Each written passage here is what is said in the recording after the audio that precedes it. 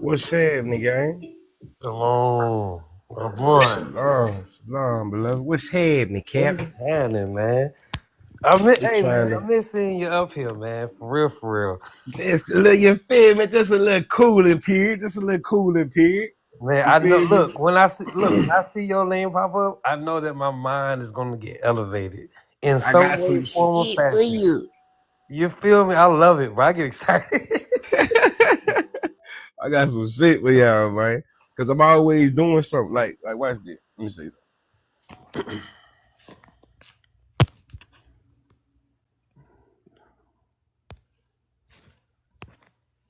What's up, Overcoming Queen? What's up? They coming on in. Go ahead and come on in. What's happening? Yeah, they coming on in. What's up? Hey y'all, shalom, What's shalom. happening with you, shall we? Let me see. So, you know, it's many ways to feed this animal. You know what I'm saying? I don't call it many ways to skin a cat. Skinning the cat sounds very fucking hard. I don't think people should be doing that. You feel me? But I do Ain't agree. nothing wrong with it. Check you out.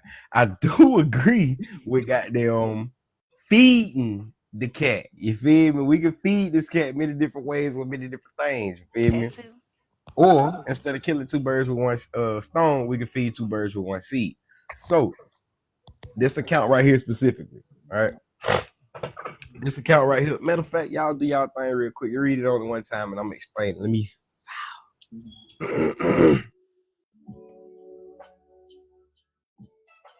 I'm gonna explain this account in just a second.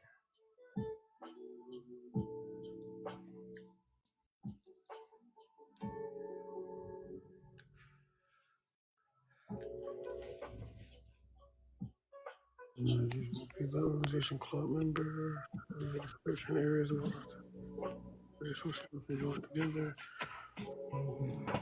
Similar business mission to open documentation. All right, so y'all know y'all can open up bank accounts without a social security, without an EIN number, right? We was reading. Yeah, we've been told. Oh shit. Y'all wasn't done yet.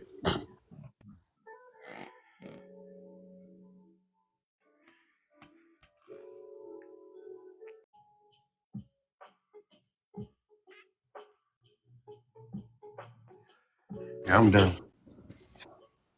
I don't read that fast. Do your thing, so let me know. Take your time.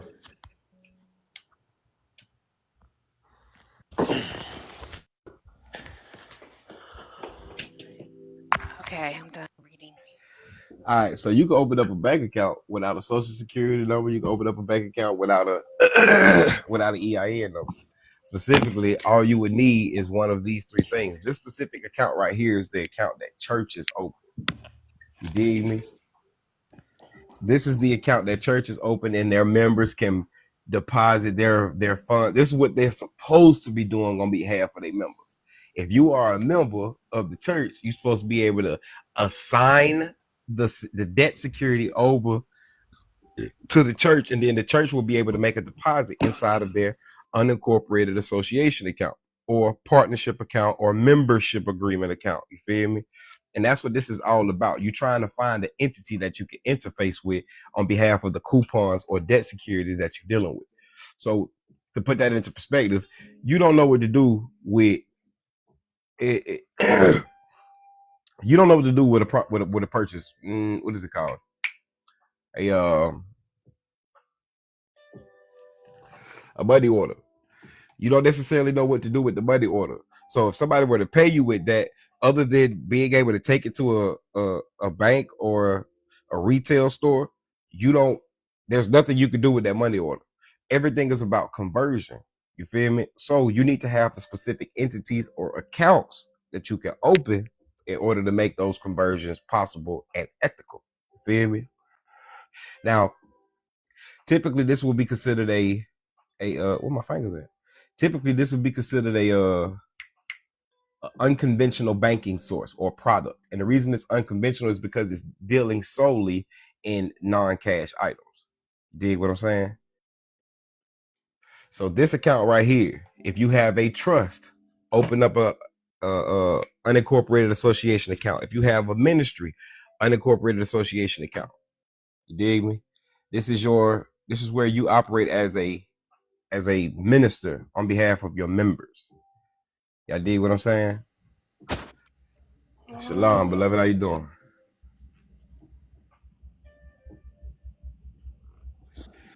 Deep. Rock, D. Rough car. Yeah. Oh, thank you, mate, to come up here, homie. But yeah, nonetheless, that's how you want to play this game. You just need an account that you can interface with. You feel me? Y'all need to study into cash collateral accounts. All right. The cash collateral account was created for your benefit. You paying all your bills back when you don't understand that all you have to do is assign the value of the cash collateral account over to the principal balance. Call your whoever you got a loan with, car note with, call them and ask them what's the full payoff balance for the vehicle, for the note, for the loan. They're gonna give you a full payoff. You tell them simply, I would like to use the cash collateral to offset the principal balance and give me all residuals that are owed to the account. Send it in the form of a check, or you can redeposit it back into the account. That's good. So do you understand? Do that? Do y'all understand what I'm saying when I say those things can happen though? Yeah. What that means, what that is. I understand where you're going right now, so I'm hearing you. But I understand. All right. Yeah. So you need that cash collateral account is created the moment your application or your promissory note is deposited with that bank. Okay, right. They become what's called an account debtor. You feel me? The account debtor is the one not obligated to the instrument, but obligated to the proceeds and repayment of the account. You feel me? So you have you're obligated to repay the promissory note back. They're obligated, shalom, beloved. They are obligated to repay the proceeds to you for the deposit of that promissory note. So you go in, typically this is how this goes. You go in, put in the application. Either the application is going to suffice for a promissory note to be drawn up later, or they're gonna have you do one right then and there, or the application in itself is going to be converted into the promissory note based on the language in the application stating that you promise to pay a certain specified amount, value, terms and conditions, which is a security agreement. You create this deal. All right. Now, what you don't understand is that the bank is taking your promissory note like a money order. It's converting it in order to get the credits, in order to get the check, in order to get the cash to send over here to the dealership. You become the note debtor. You're in debt to the instrument. However, they are in debt to the account. You've given them something and they have to give you something in return. You dig what I'm saying? Now, what you don't understand is that a cash collateral account is created in the same fashion. The accounts receivable is what's due you or the lender. The accounts payable is what the principal must repay. You merge those together. Excuse me, before those even merge together, in order to even create that in the first place, the promissory note or bond had to be submitted as collateral or promised to an account, which was the account that you quote unquote owe. Now, because of the blank endorsement, because you didn't assign this debt for your benefit, they've assigned it to themselves via an anomalous endorsement. Because of your blank endorsement, they have the capability to put their name above yours in a pay to the order of without recourse fashion. Because of that blank endorsement. Because of that blank endorsement. So they're not stealing from you. They're not taking anything from you. You're literally leaving it at the you're literally leaving it on the table and leaving it with them.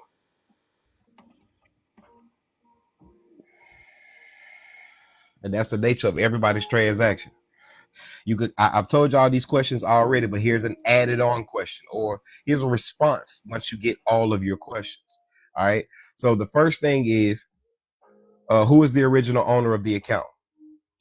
They're going to say you. The second thing is, what's the full principal balance of the account? They're going to give you a 14-day payoff, and they're going to give you an immediate payoff balance today.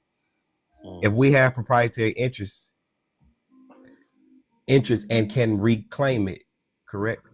If we have proprietary interest and can reclaim it, correct? Damn, y'all be making me look slow, gang. Yeah, fix the sentence. I don't know what you're saying, but fix the sentence. If you have proprietary interest, if you have a secured interest, if you're a secured party, you're supposed to be making claim to the cash collateral account. That's how you offset the principal balance on behalf of the obligor, the entity you use to get into the contract. Does that make sense, you guys? Yep. It does to me, yeah.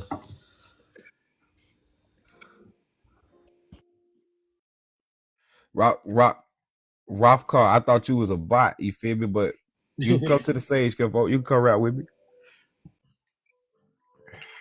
This shit it's very simple, y'all. Everything is about contracts. Everybody just simply don't understand that the contract is your chattel paper that you push and negotiate in return for the goods, services, credit, cash, whatever it is you're about to receive. Gotcha. Shalom, beloved. What's going on with you? Hello. What's good? You hear me? Yes, sir. What's happening? You got questions, comments, concerns? How you feel about what's being spoken of? No, I enjoy listening to you. I'm learning. Absolutely, bro. But make sure y'all looking into these key terms that I'm speaking of. I'll lead you to the water all day. I'm not gonna put it in your mouth though. You dig me? So pay attention to these key terms. Look that shit up. Go investigate. You dig me? It's the honor of God to conceal a matter, but it's the glory of kings to search it out. So this is your due diligence. You're supposed to find this. You're supposed to go climb up the hills, climb the mountains. You're supposed to. Adversity builds character, and all acceptable men are tried in a fiery furnace. In the book of Corinthians, all your works will be tried. So you can't just listen to somebody on the internet. You got to be able to solidify yourself in your own square. You dig what I'm saying? Mm-hmm. So within that being stated, look into the account debtor. I'm sorry. So the solution, once you get your questions answered, right? It's who is the original owner of the account? What's the full principal balance? They're going to give you the payoff date. Could you go over again the closure of the estate under chapter 7? Yeah, I'll do so in a second. So damn, what was I? All right, yeah, boom. So you want to first ask them who's the original owner of the account. They're going to identify who's the owner. You. All right. If you're the original owner, you're the original creditor. You're the one who lent them something in order for anything to generate in the first place. You dig me? Right. All right. The next question is, what's the full principal balance? They're going to give you a 14-day payoff, and they're going to give you an immediate payoff. All right. The third question is, who is identified as the original creditor of the account? And they're going to identify again, that should be you, the account owners. All right. Now, this does not mean that what do people name it? It does not mean that the bank is not a creditor. They're just not the original lender. You gave them something in order for them to go get anything in the first place. Right. You dig me? Now, your last question, or the solution to all of these questions, would simply be, I would like to assign the cash collateral value to the principal balance I would like to assign the principal. I would like to assign the cash collateral account value to offset the principal balance. That's your purpose. You dig? There's an account, there's a note obligor. That's your social security person, the one who signed to get into this deal. There's an account debtor. That means that his note was deposited into an account, and now the bank has an obligation to give you those proceeds, or whoever the proceeds were directed to be given to. 9 times out of 10, you gave them the buying power to go and buy the damn note for you, and then now they're claiming that you owe them. You were supposed to get the check, go buy the vehicle or the lease or the house or whatever yourself, and return with the negotiable instrument so you can offset the principal balance, not with your title. Does that make sense? Very interesting. In every instance, you always have to step in as the secured party because you're identifying what your collateral is to secure the investment. You feel me? Everything is about assignment, transparency, and assignment. Yeah, most definitely. Y'all tap that screen, man, and share the live for me, gang. I ain't asked y'all for no money. Somebody said that the other day, what tapping is tipping. Tippity tap that motherfucking screen, goddamn it. Hey, tapping is tipping for real. Yeah, man.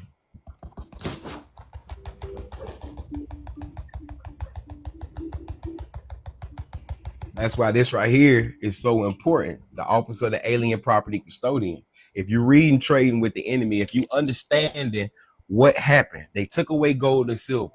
When they took away gold and silver, that means that the dollar bill was no longer backed by a living or a lawful currency. Now it's all legal tender. With it being legal tender, they have to create money out of thin air. We think this shit is cool. However, that creates what is called inflation. If we help them create inflation, then we're actually becoming liabilities to the government, making ourselves enemies to it. If we want to get out of that enemy status, use your fucking credit. Your credit is everything, not debit. You dig me? If you understand how, not debt. Debit and debt are two different things.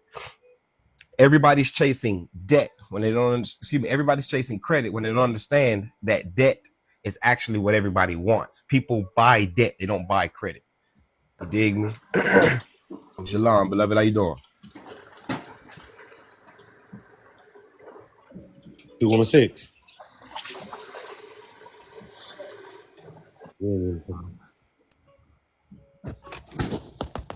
All right. So y'all just gotta pay attention to what's going on. You feel me? Everybody's pushing paper. You feel me?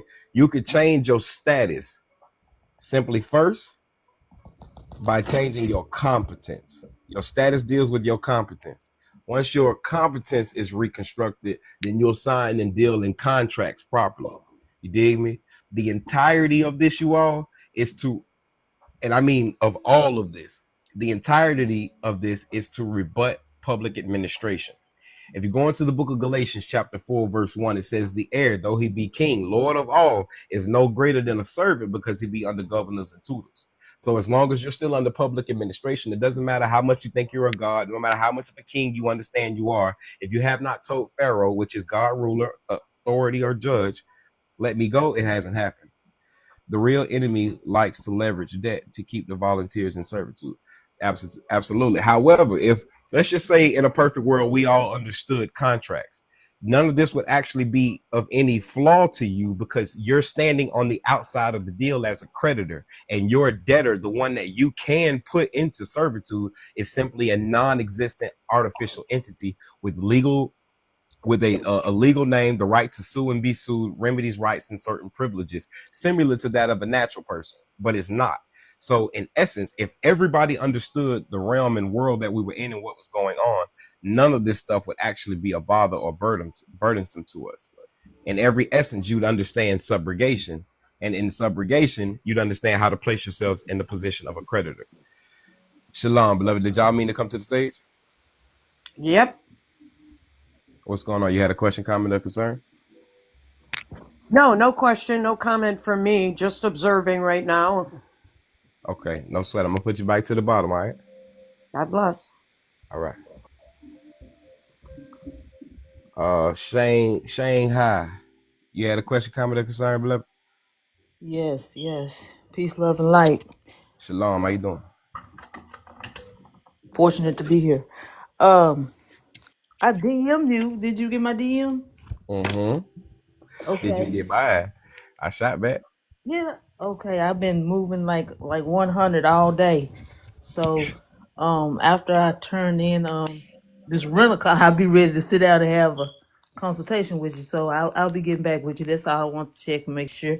I haven't even had time to check my emails or anything. That's crazy. You gonna ask me before you seen yourself. But nah, it's all well. I've been moving like 100. I've been to Memphis like 2 times. I've been rolling. I So dig it. I dig it. I'm gonna be in Detroit end of this week. okay, But okay. what I was gonna say, but yeah, nah, if that's it, that's all. I'm gonna bring you back to the bottom and we're gonna keep going from there. All right, I'm listening and observing. Appreciate All you. right, go for it. All right. So As I said, everything is about deleting or what is the document behind you? The document behind me is just an expression of who the alien property custodian is. The alien property custodian. Let's break all of these words down. I'm gonna let y'all read that first.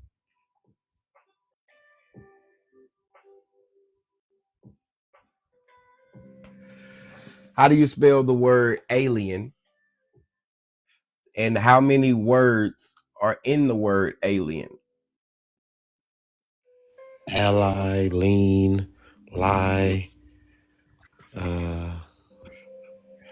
A lie, a lean. We'll leave it at a lean. Okay.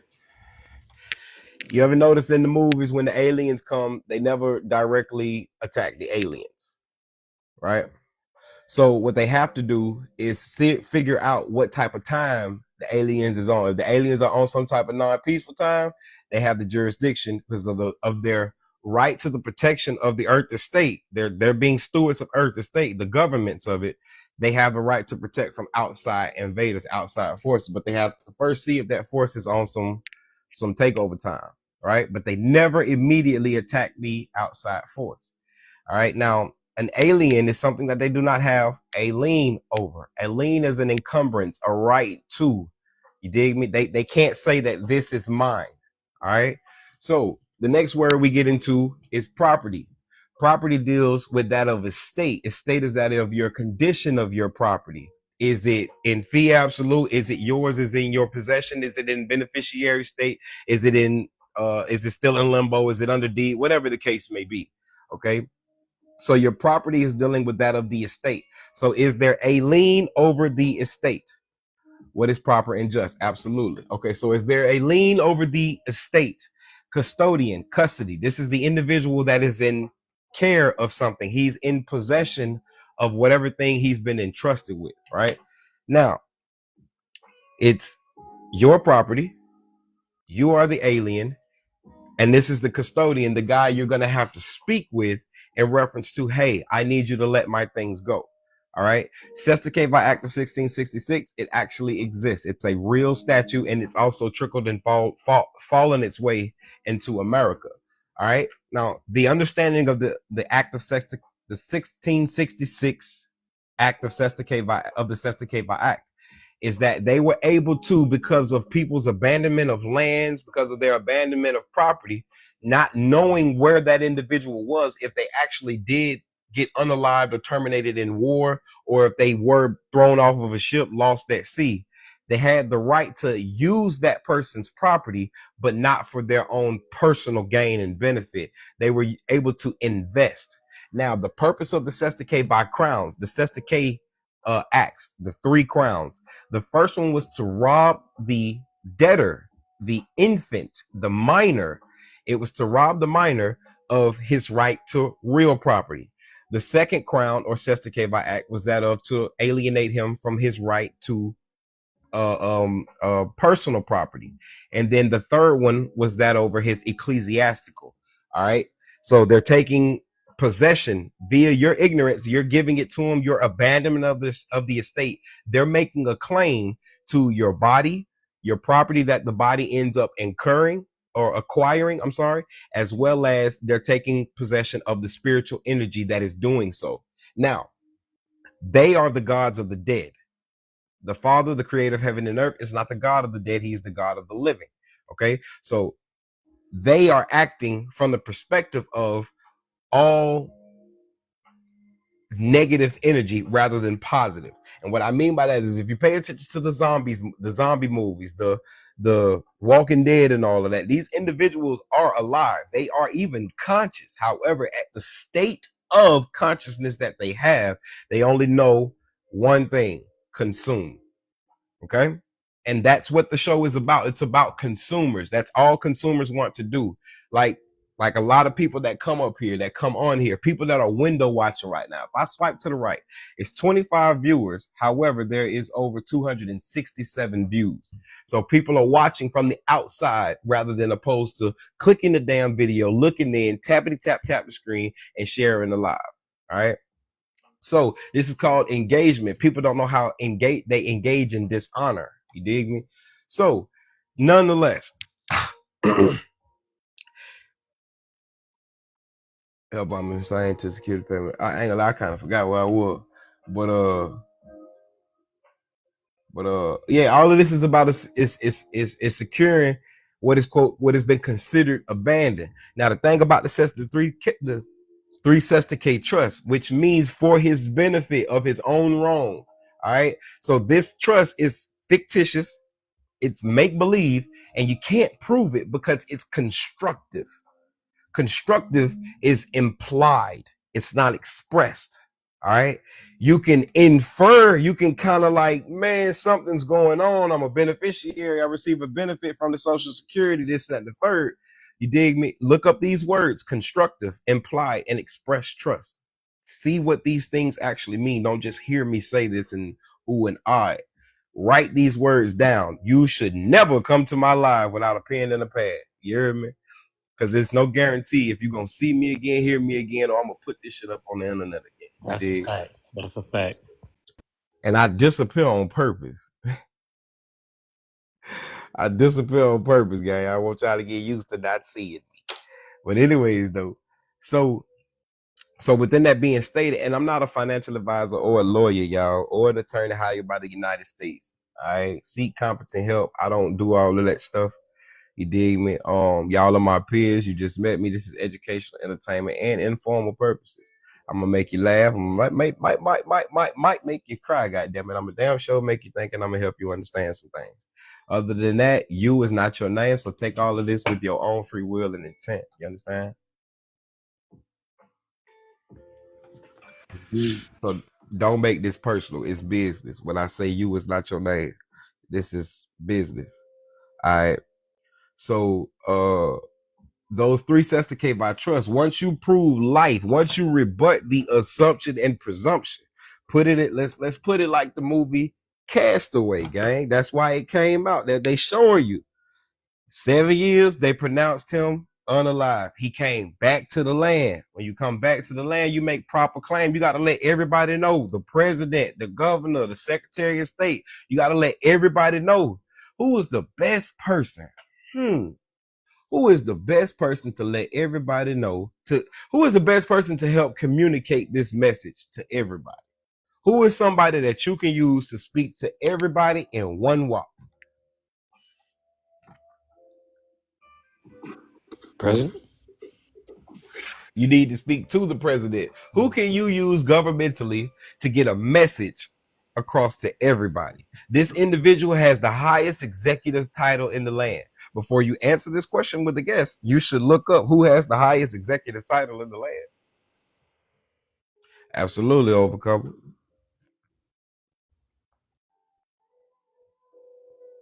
The postmaster, y'all. Any message you need to get across, don't you gotta send it through the mail? Let's just say the phone didn't work. Damn sure, let's say the internet didn't work. What else you got? Postal carriers. The messenger, right? He's just delivering a message. Now, biblically, if you understand how powerful this messenger was, this was what you would consider the prophet, the man, the hand of God, the mouth of God. He delivers the word and will of God. Let's put it into perspective. Abraham had a servant. Abraham had sons, a son named Isaac. He told his servant, I need you to take these provisions. I need you to take these gifts, and I need you to go to my people's house in my people's land, and I need you to go get my son a wife.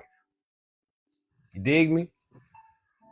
Who's the grantor of that situation? Abraham. Who's trustee? The one he sent, the sons. Huh? He sent the servant. Servant, yeah. Okay. What are the assets?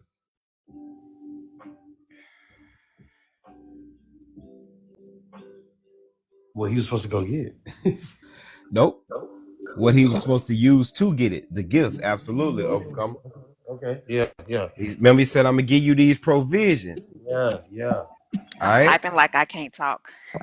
It helps with the engagement. You good.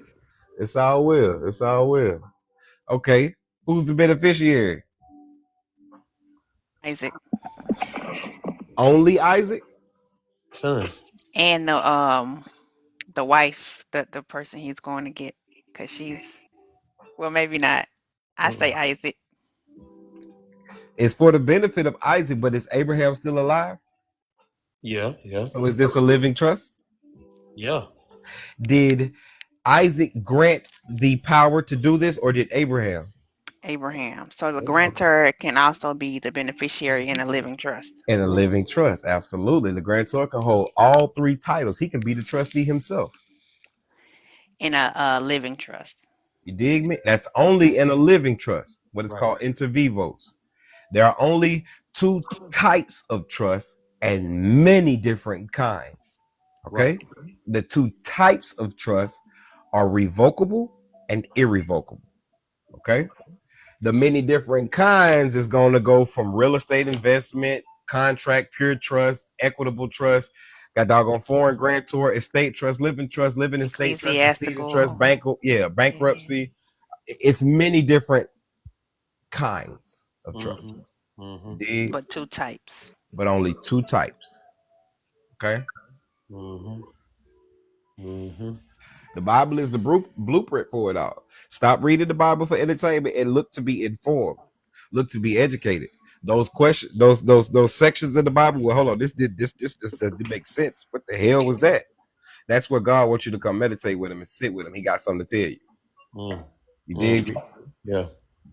If the Bible doesn't benefit you today, it doesn't matter what you see back then. Put it down. If I'm gonna say that again, if the Bible does not benefit you today with the words that were written back then, put that motherfucker down. You're doing something wrong or it's a lie. Yeah.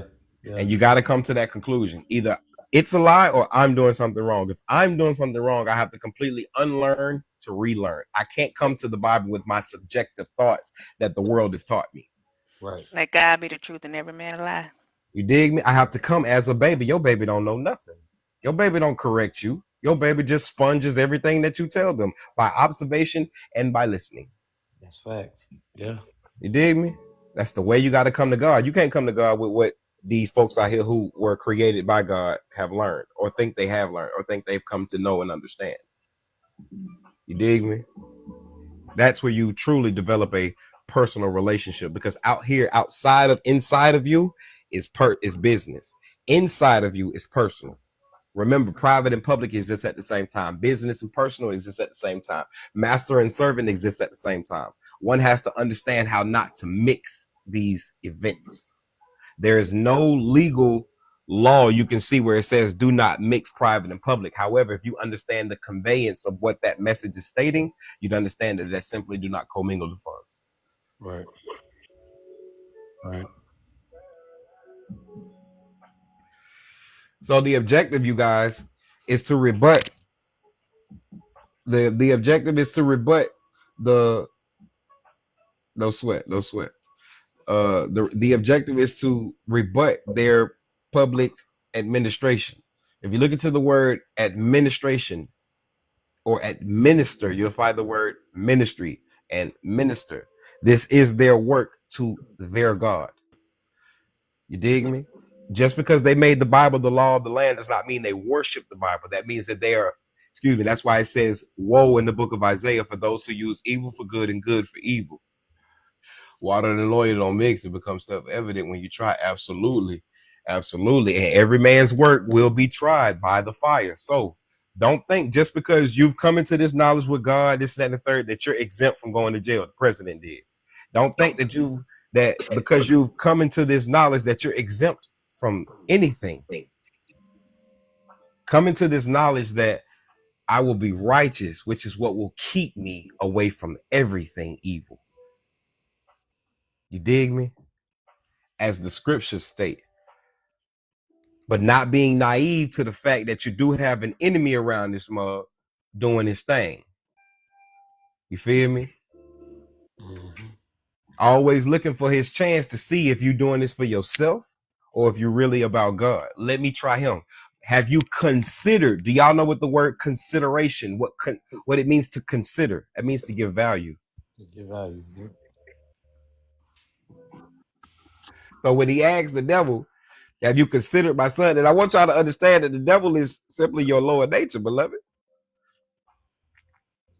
You are God, you are the devil. You are God to someone, and you are a devil to somebody. They exist at the same time, gang. You just have to give one the power to make the other submit. You did? Look into the word praise. You'll see credit. If somebody say, yeah, Kazak do good business, you just gave me credit. Somebody's finna come do business with me. That's a fact. That's a bar. Dig me? Like, we got to understand how this game move, how it work, what's happening, what's really going on. Yeah. You dig? You can change your estate, making your claim through the alien property custodian, valid will, and a trust. You can make your estate claim through bankruptcy, gang. You feel me? With bankruptcy, you're proving the minor is incapable of handling his financial affairs and a fiduciary has to be appointed. If a fiduciary has to be appointed, there's evidence of a trust. If there's evidence of a trust, who's the fucking beneficiary? Yeah.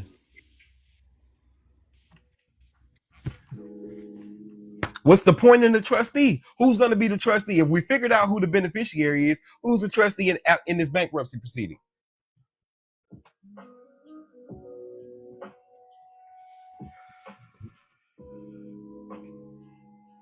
Say that again. Right. I'm going bankrupt. Okay.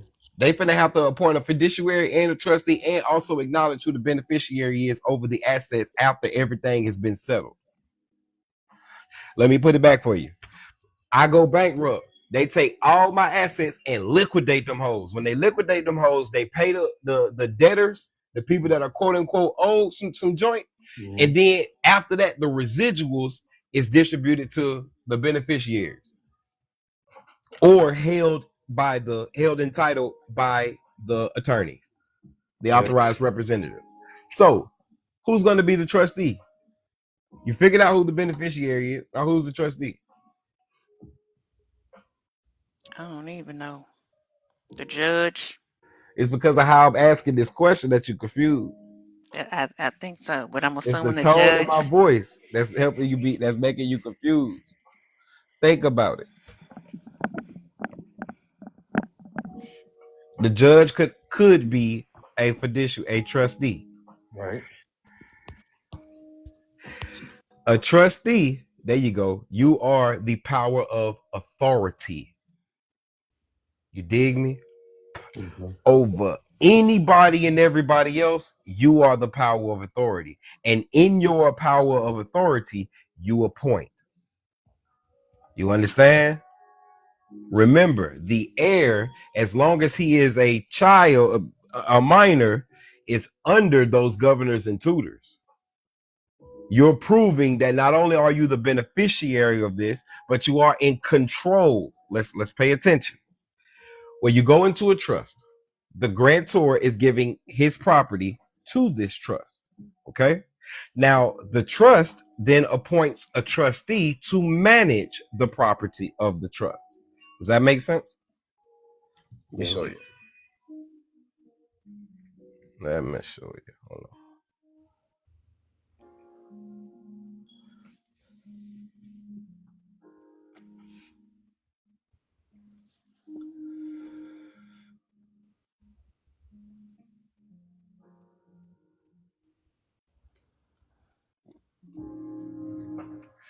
All right, the trustee should be selected carefully and be a highly trusted individual. The trustee owes a fiduciary duty to the beneficiary. You feel me? You got to make your first appointment.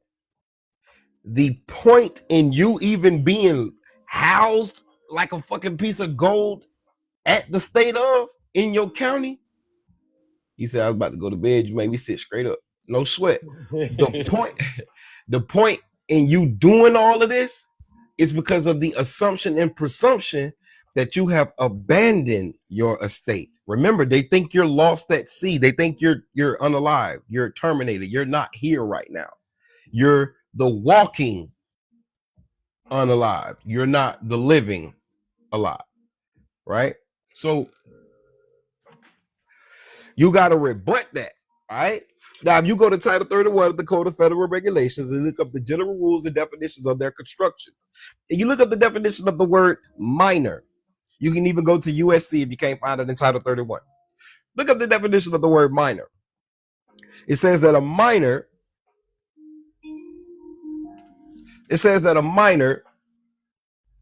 my damn nose hair is going in my nose. Actually itching like a mother. So it says that a minor is someone who has not attained the age of 18. That's called face value. We all know that. That's public information. It goes on and states that a minor is also someone who has attained the age of 18, but is not yet taking control of the securities in his or her minor account. You dig me?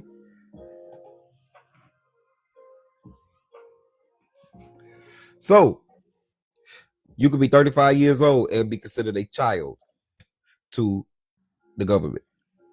Minor. A minor. Now, if a minor is a child, minorities has to be a Children. lot of them. Yep, children. Yep. And they call you all minorities. Some of y'all even claim to be black. Be minority. Right. That's a color, a construction of law. That's not a living being. That's an actual description of the living being. So you're not claiming your natural status. You're claiming something that's outside of the natural status. Therefore, identifying yourself as an infant, as an imbecile, as an idiot. You understand?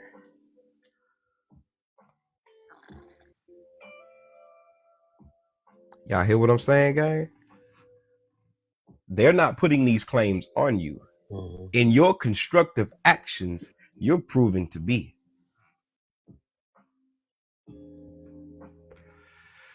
Does that make sense, folks? So minorities, because I was finna type this. So minorities, basically like a child. Minor is a child. Minor is a child. Minorities It's a is a bunch of lot of. children. So basically, they took people of color from slaves to a child, and biblically, a child is likened unto a slave. They just switched the name and did a different process. They And brought them under what's called wardship. yes, You are wards to the state. What our women do not understand is when you go to Big Daddy, he becomes the father. Yep. When you make known that the father is not in your life, you sold your children to them. You giving up legal title over to them. You're going to remain in the equitable use to the property. That's why you're in possession of the children. Remember, possession is 9/10 of the law. Equitable use to the property is that proof of possession. The legal title is the damn title. You don't got the legal title. You remember the certificate of live birth is still housed with your Secretary of State. So you got your own certificate of birth. You let them give you a receipt for your baby. You understand? basically just physical. You got the physical you got the physical custody, but not legal custody. It's just like if you go buy a house, they let you live in the house, but you ain't got your deed, do you? You got It's physical custody, but not legal custody. it's just like when you go buy your car. You got the car, but you ain't got the title, do you? You dig me? Mm-hmm. So you got to grow up, gang.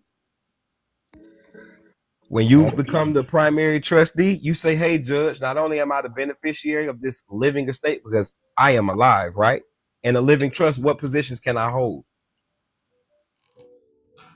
Grantor, beneficiary, trustee. Grantor, beneficiary, and trustee. Let's see if I'm the grantor as well. Let's see if I hold possession of legal and equitable title. What do you think?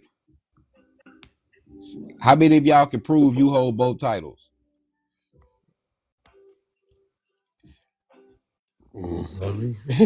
Everybody on this call should say me. Everybody on this call should say me. So how we can prove it? Yeah, everybody on this call should say I can prove that I hold the legal title and equitable title. You got the birth certificate, right? Right. I was just about to say birth certificate. You can go get the certificate of live birth from Vital Records, right? Right. Word. That will make you a holder in due course. Anybody outside of you will be a holder. They're just somebody holding it. They didn't get it because it belongs to them or it was sold to them or transferred or conveyed to them. They have it by just simple possession. You got your fucking name on it. It's you written on it as the damn owner. Right. Mm. Right. So what's an infant? Let's see if you are the grantor. An infant is the decedent of an estate. The word decedent means somebody has passed. Now, I used to harp on decedent. I used to be like, yeah, decedent. But keep going. That word or in grammar, what is or? Is it a preposition? Yeah. Really? Is for a preposition? Yeah. Start of a phrase. Yeah. Word. Okay. So, an infant, the decedent of an estate, or grantor, owner, custodian, or trustor of a trust, guardianship, receivership, or custodianship that has yet to receive a social security number. Were you born alive? Yeah. Where's your proof? We are the proof. Where is it? The birth certificate. Nope. That's Yeah. actually your tombstone. That's proof you died. Your Right. vessel. What is your documental proof that you were born alive? Is it the social security number? No, ma'am. Okay.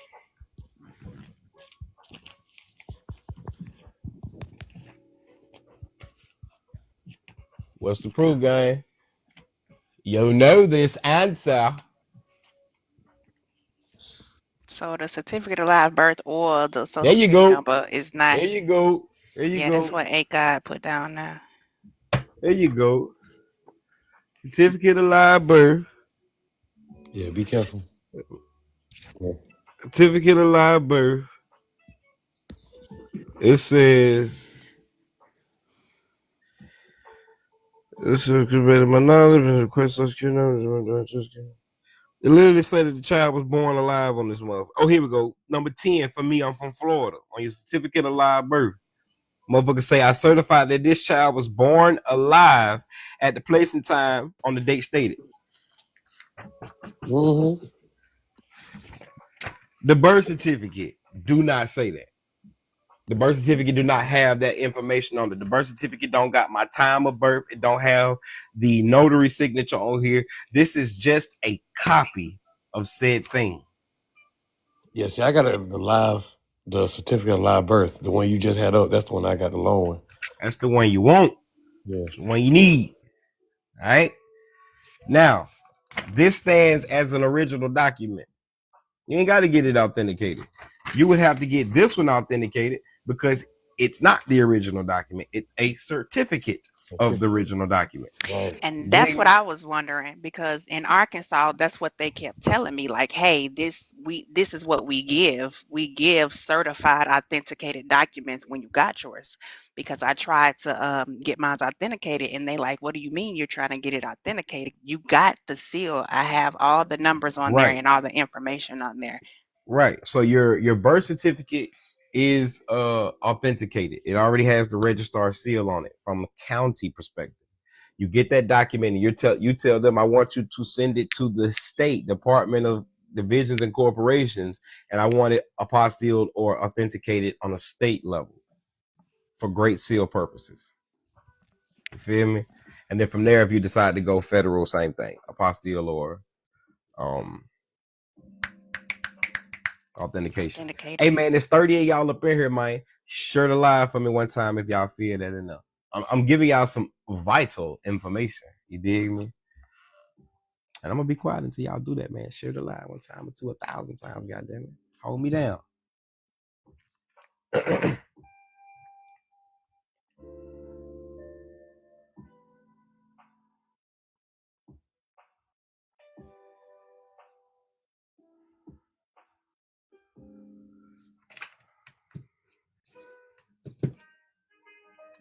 All right.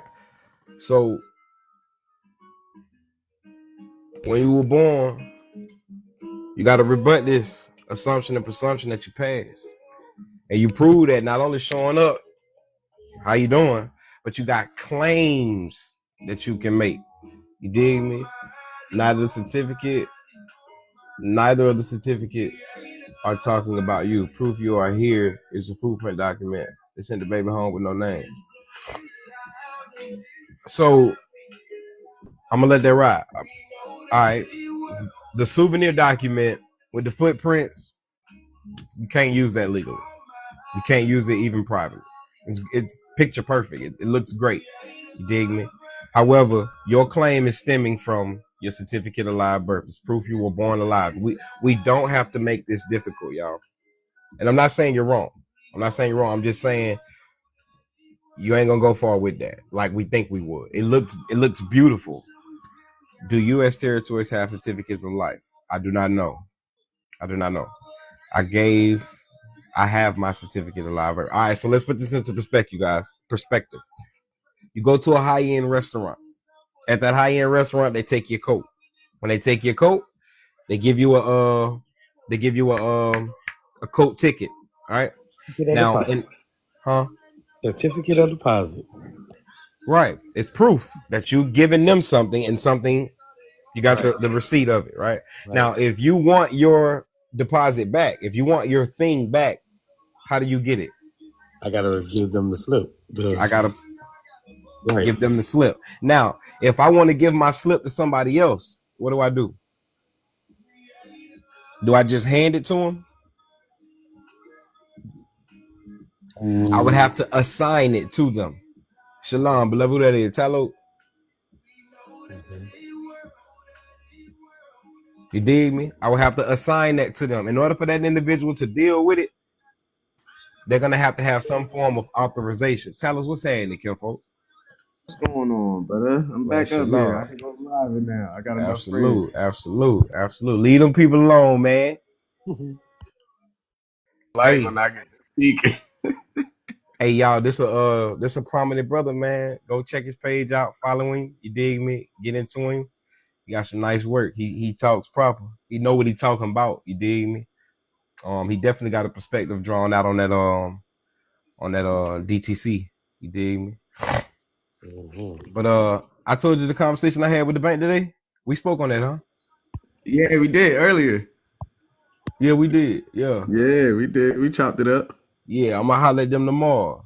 You dig me? They asked tomorrow too. I'm going straight in there. Righteous. And I mean, I'm talking, if you know how to talk the talk, you dig me? I'm looking for somebody who got DTC participancy. You dig me? And I'm looking for that because I need you to open up a sub account in my name or the name of my trust so I can hold my securities and deposit my coupons, my investments, so on and so forth. You dig me? Everything that we're trying to do is factually possible, but you have to have the relationship established. You feel me? Not only do you have to have the relationship established, but you have to be competent of what you're trying to do. You can't just say, I know I'm do this and this is do them people. So they're not obligated to you yet. You dig me? And then once they become obligated to you, you have to still position them in the proper place. If you don't give them an investment, they're not going to trade for you just because you want them to. I mean, just because you think they should. You dig? Can you use? Tell us you got another page, cause I don't see you come across my For You page or none of your stuff no more. Yeah, they took my page down. That's what I was wondering. Soon as I said, what the nope. I ain't even gonna say it. I'm about to mute you. Yeah, they gonna snatch this one down too.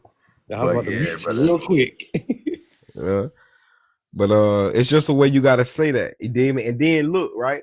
We gotta stop looking at it. We gotta stop looking at it all so negatively, especially when you come to the understanding that my mama and them was supposed to have gave me possession of my estate when I turned 18. You feel me?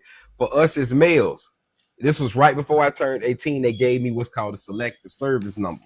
You dig me? My last action date is in 2010. I'm not finna change that date The reason I'm not finna change that date is because that's finna be the literal proof of why I didn't come and claim my estate.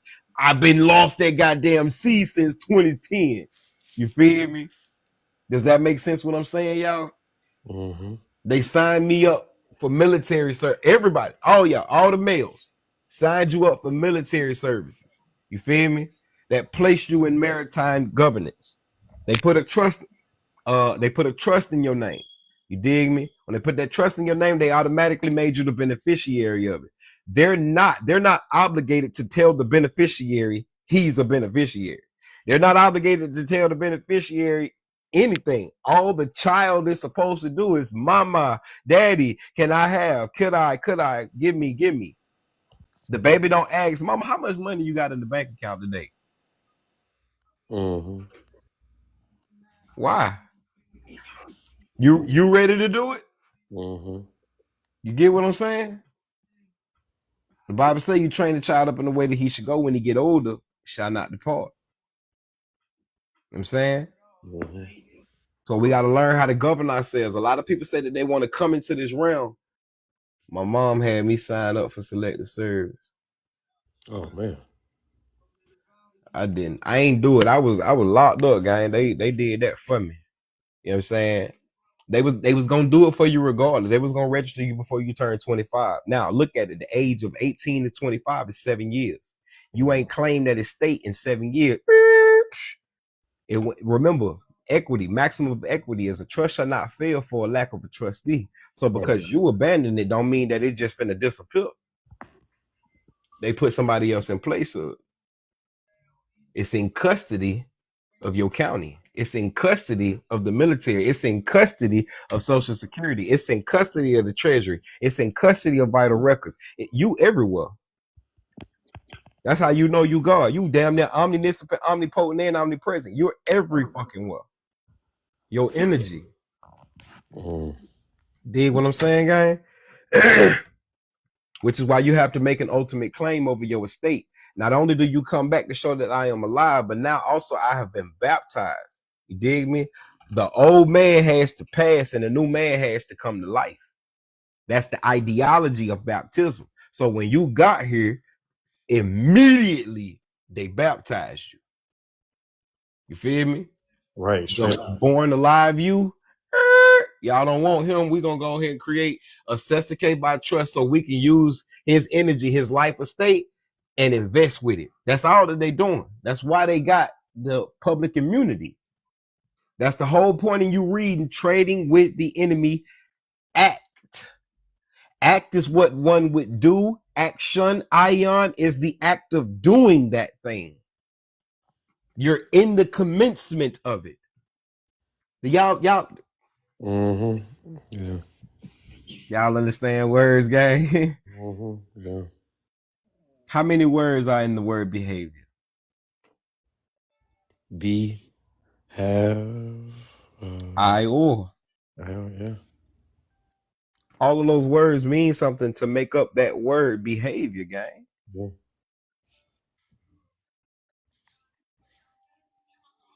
We be doing this to ourselves, man. That's why I say we got the audacity. Folk be out here loud, popping, talking crazy. Don't even know the word that they're using. Don't know what they're saying.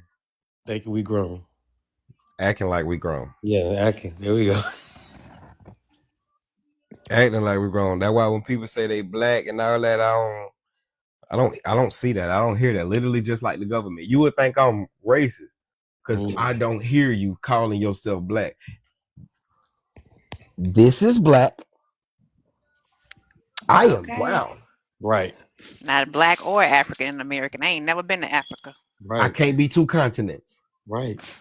I can't be from two continents. One of them has to be my mother and one has to be my father. If whichever one is my father is my origin. So what are you telling me? Mm-hmm. I can't tell you what to call yourself. I'm an American. I am a true American. I am an Aboriginal. My people would have been considered Injuns to this land, which are not Native Americans, but Aboriginal men and women to this land. Aboriginal. What I'm saying?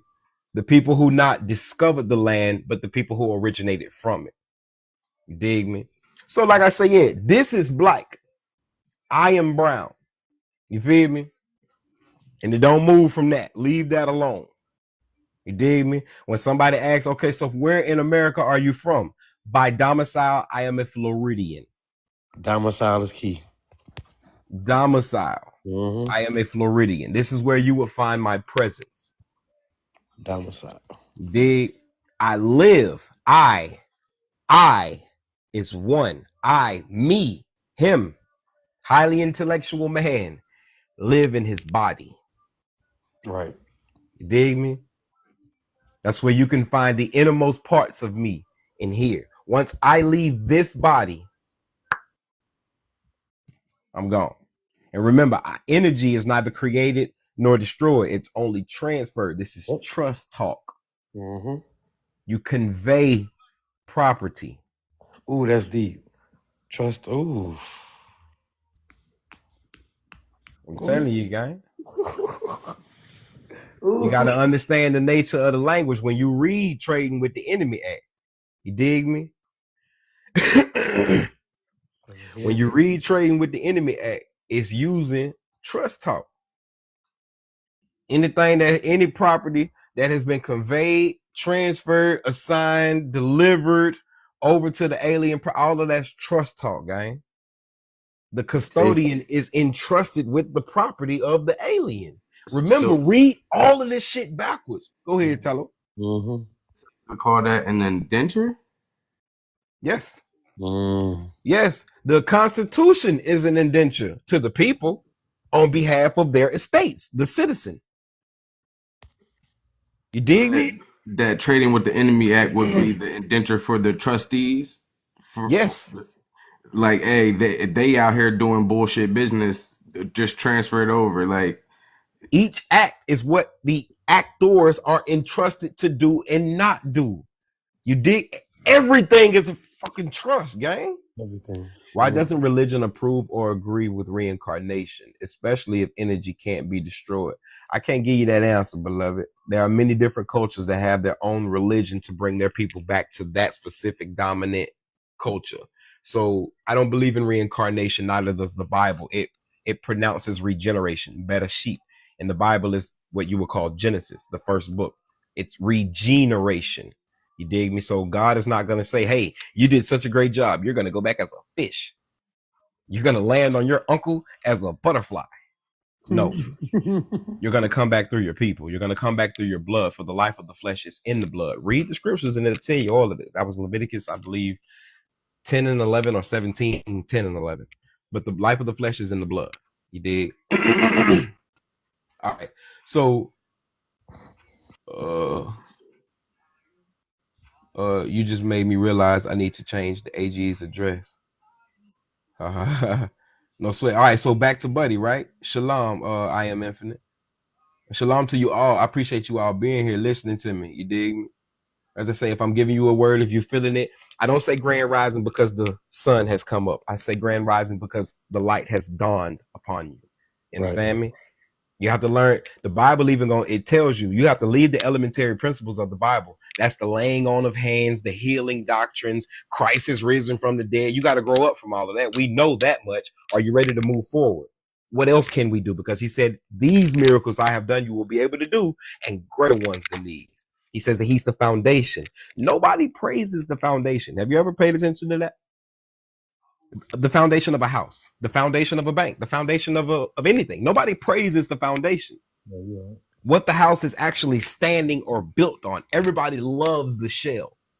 And the cosmetics. The cosmetics, the exterior. You dig me? So and I think you just made me realize something. So you just said, like, oh, he said we could do what he could do. So if he was walking on water, that means we can walk on water. Commerce, admiralty, we can walk straight over that, right? Right. You can feed 5,000 people with one purse or one note or one bond.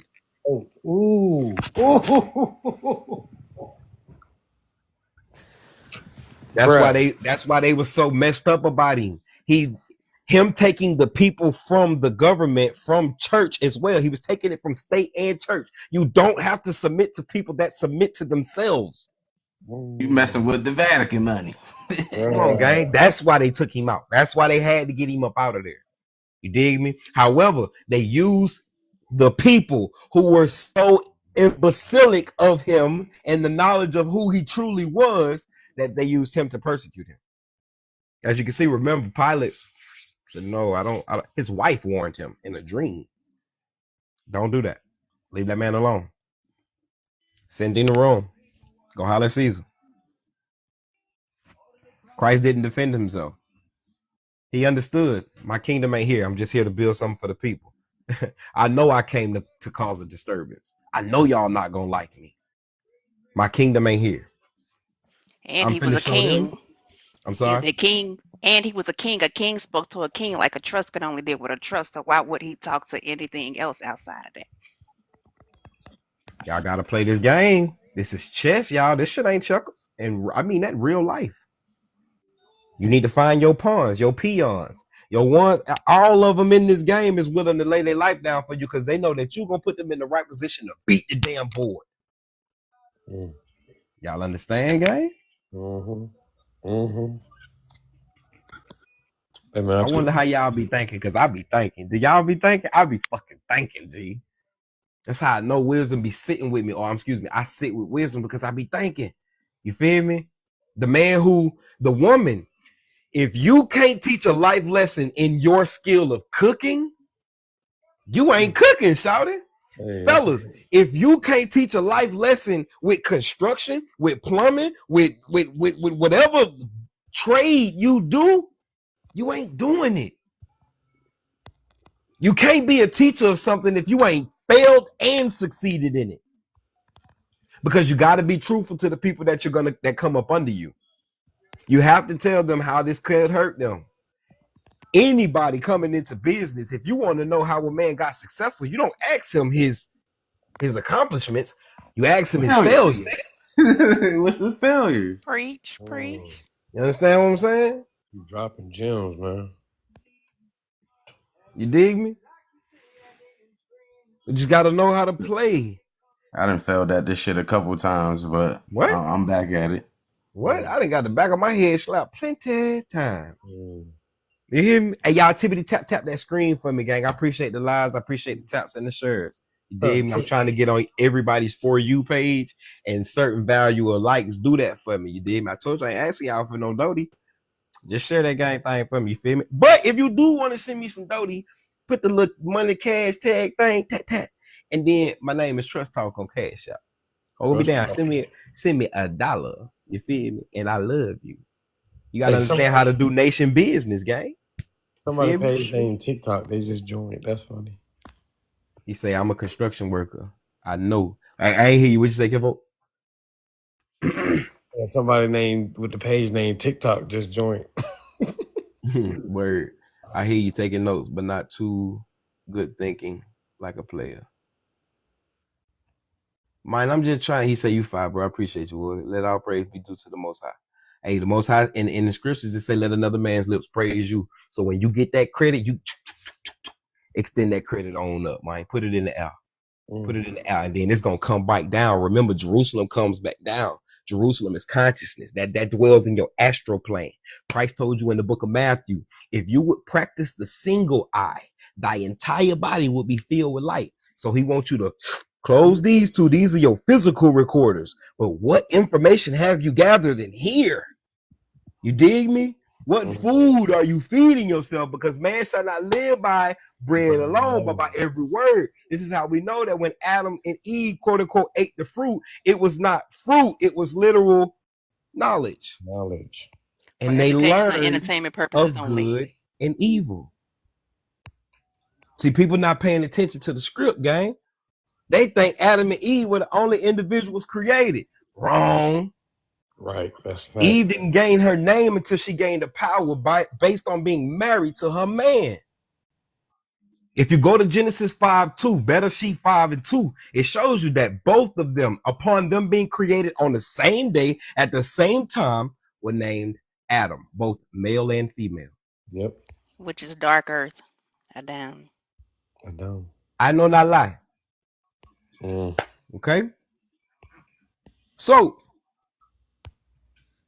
Appreciate that. So, within that being stated, right? Everybody got to pay attention to what's going on, gang. Right. Stop reading and doing everything for entertainment. When Neo in the movie The Matrix, as soon as the agent boop, boop, boop, boop, boop, boop, boop, banged him up, you know what I'm saying? He unalived him. Neo resurrects, right? Right. Trinity is the one who spoke the life into him, right? Right. Wake up. She was the breath. She was the spirit. Yep. The three becoming one are the fact that they agree. It's an order. You feel me? The grantor tell the trustee what to do on behalf of the beneficiary. The beneficiary, if you train the child in the way that he should go when he gets older, he shall not fail. So now the beneficiary can become a trustee and grantor with the father and mother and be an heir to the estate. Now, where does Christ sit? The right hand. To the right hand of the Father. Mm-hmm. Absolute. You dig? Now, Then he sent, hold on. Then he sent what is called the Comforter to do the rest of what he was, after he said he had finished his part. Then he sent the Comforter, the Holy Spirit, to do in men things here on the earth. specifically, why did he say he was going to send the Comforter? To do what? Remind you Of what he said. of what he said. Mm. You know, that's not, when you look at the Bible, reminding you what he said is not the fact that you can read it. Reminding you what he said is the fact that you meditate on what he said to go inside of yourself. Now, back to the book of Matthew. He says, you're not going to see the kingdom, for the kingdom does not come by observation. It's Right. within you. Then. Okay? He then goes to say, the kingdom is at hand. He then goes to say, seek ye first the kingdom and all of its righteousness, and then these things will be added unto you. One would have to ask, well, where do I look for such a kingdom that does not come by observation? And then he says, I give you the keys to the gates of heaven. Where did he tell us the kingdom was, you all? Everybody in the comments, where is the kingdom? Within. Ba-ba-ba-ba-bam. Right. Right. Then you go to Revelations 2:9 and you see, for I know thy poverty, even though thou art rich. I know your poverty, Mentally. even though you are rich. That's a bar. Your condition, gang. I know how slow you feel like you are. I know how broke you feel like you are. You feel like you're drowning in debt. You feel like you need multiple streams of income. You feel like you can't swim in commercial waters. You don't have the currency to do these things. You don't really understand how really Cash flow. You understand? Mm. You don't understand how much your life revolves around water. You're surrounded by it right now, this very second. I thank you all for the gifts. I thank y'all for the shares. I still want y'all to tap that screen, man. Hit the your fan. But nah, it's all well, gang. I appreciate y'all for all of this. We rocking though, you did. And it's crazy y'all be up this late night with me all the time. Viv, what's happening with you, gang? Did you mean to come up here, Viv? Oh, that's okay. You cool? You gonna go back down there? No, it's good. Did you mean to come to the stage? I didn't. I was tapping the screen and hit it accidentally, but no sweat. I'm gonna put you back down and get back to it though. You heard me? Thank you.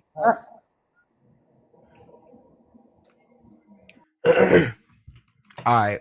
But do y'all understand what I'm saying to y'all, gang? I'm trying to wake you up.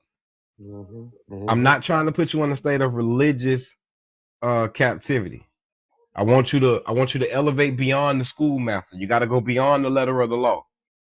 You dig me? You have to be in the spirit of the law. The Christ said he did not come to destroy the law or the prophets, but to fulfill them. If you're going to be a Christian, you have to do the same. Well, I just fulfill it with love. You don't understand fractions. Right. I'm gonna read that in a second, Honestly, Jeff. if you're operating in religion, you actually miss the whole concept of it because it's not for a sector of people, it's for people. So you don't understand fractions. And the Christ proved it to you when he broke it down. He said, for the 10 commandments have been broken down into two, and the two have been simplified into one, right? Okay, let's start back. The 10, the first five commandments in Exodus 21. Who are they in regard to? Is it in between? Is it between God and man? Is it between God, man, and his children? Is it between God and his children? I'm sorry, is it between man and the children? Which one? In Exodus 21, the first five commandments.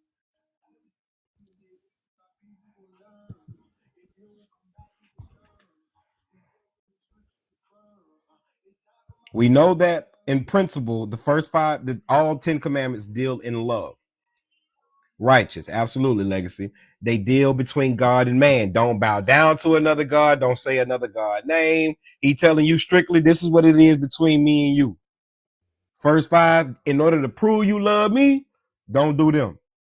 And then he goes into your mama, your children, not to covet your neighbor, your brother, so on and so forth. In the next five, this proves you love creation. Y'all understand what I'm saying? So those 10 commandments have two foundational principles. One foundational principle, love. If you're in true love, you don't need the 613 laws. For those are only for the minors. It's only for the incompetent. It's only for the dead. It's only for the wicked. It's the reason religions were created. If you're just coming into the knowledge of the Bible, you need to read those 613 because you don't understand what love is. Just because you agree with the 10 words does not mean you are in compliance with the Bible. That's why I tell Christians, before you can say you're doing right in the New Testament, you got to figure out what we did wrong in the Old. If we didn't do wrong in the Old, it'd be no reason for the New. He did not come to destroy the prophets. If you go into Isaiah 8 and 20, it says, if they speak not according to this law and the testimony, there is no light in them. John 1 and 5, Christ is the light of the world. You dig me? And darkness comprehended it not. Darkness and light cannot dwell together. If you are in a dark room and you turn the light on, the light will expand and extend itself. You dig me? So whenever you resurrect, you're going to be expanding and extending yourself to the government. You become God on earth, an expression, an extension of the source. You become a resource. Re means back. Source is the foundation. Back to the foundation. Same thing as research. Back to the search. If I research something, I'm going back to what someone has already searched. Does that make sense? In Hosea 4 and 6, it says, because you have rejected the law of the Most High, he is going to reject you and your children.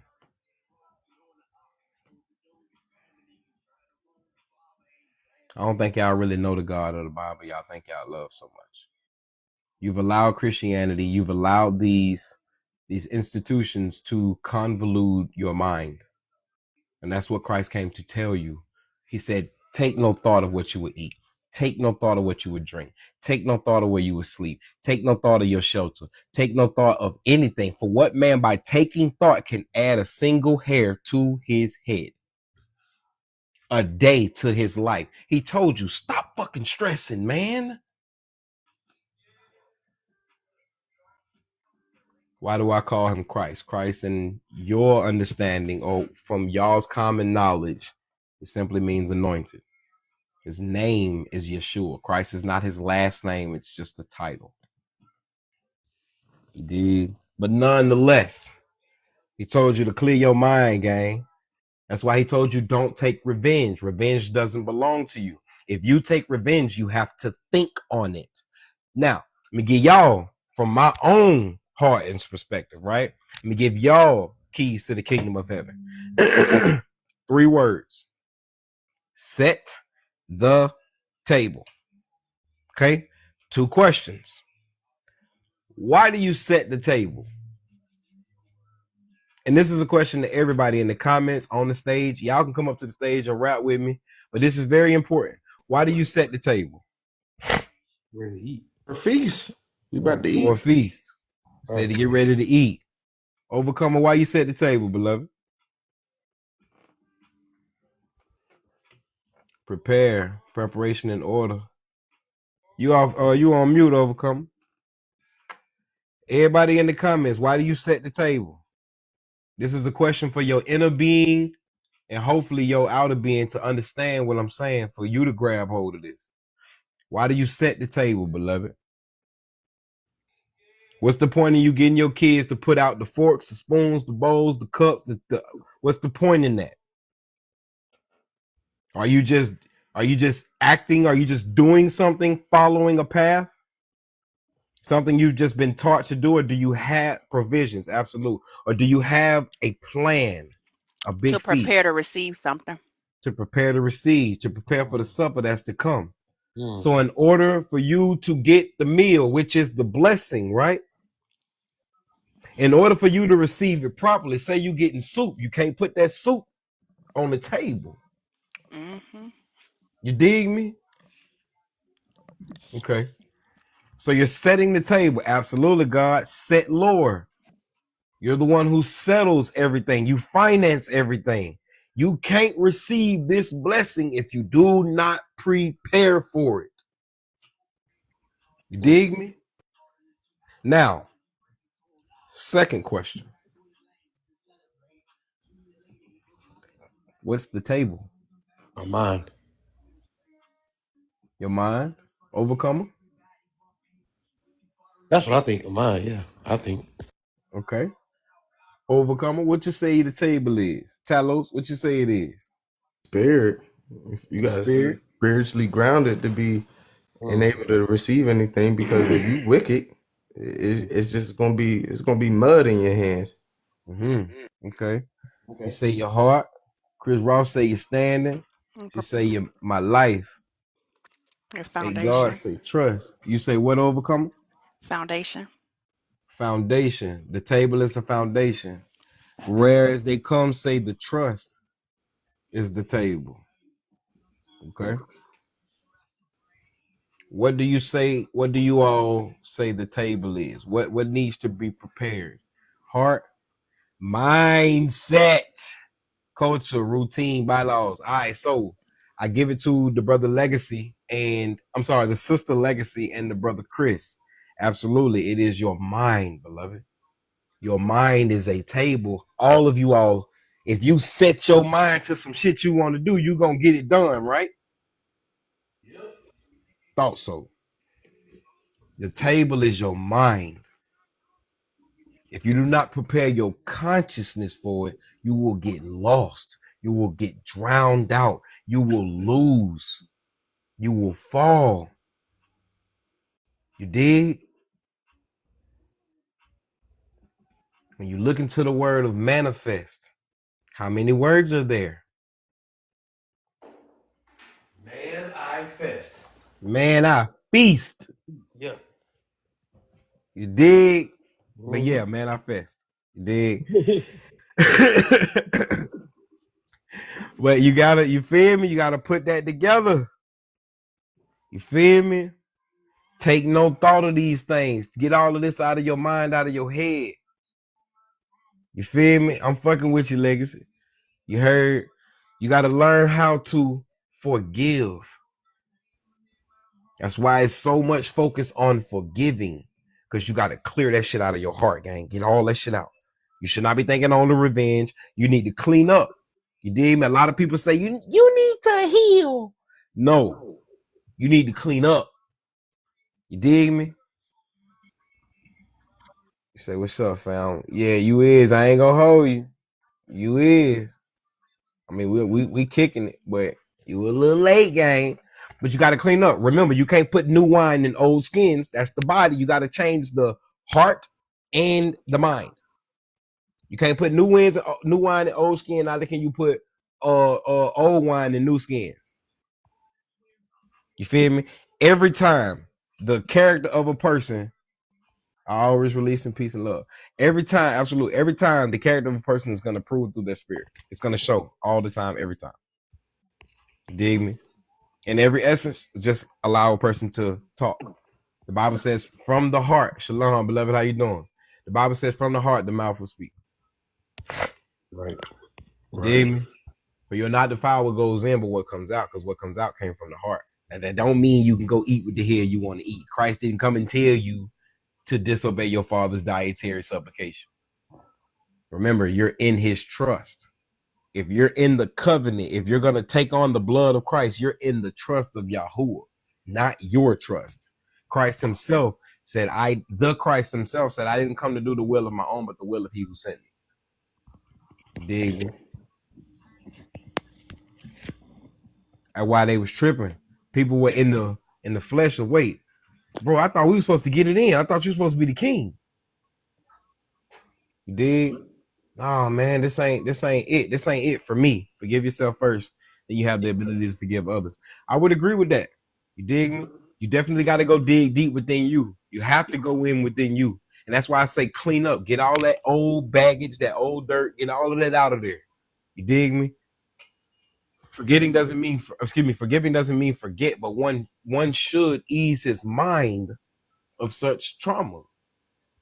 You feel me? Get all of that out of there, you know. But somebody had asked me earlier about what is called a I ain't got no snacky snacks, gang. Yeah, I do. Somebody had asked me earlier about a what is it called? The unincorporated association account. Yeah. And if you would open the such. So if you read my screen, that's what's on there. The unincorporated association account is the account that what they call that churches be opening. This is where they go to deposit their bills when they got something to pay or they have securities and assets and all of that nature. So y'all gotta understand, gang. Let me show you what my structure is. I'm not doing a billion different trusts. I want to do the will of Yahoo.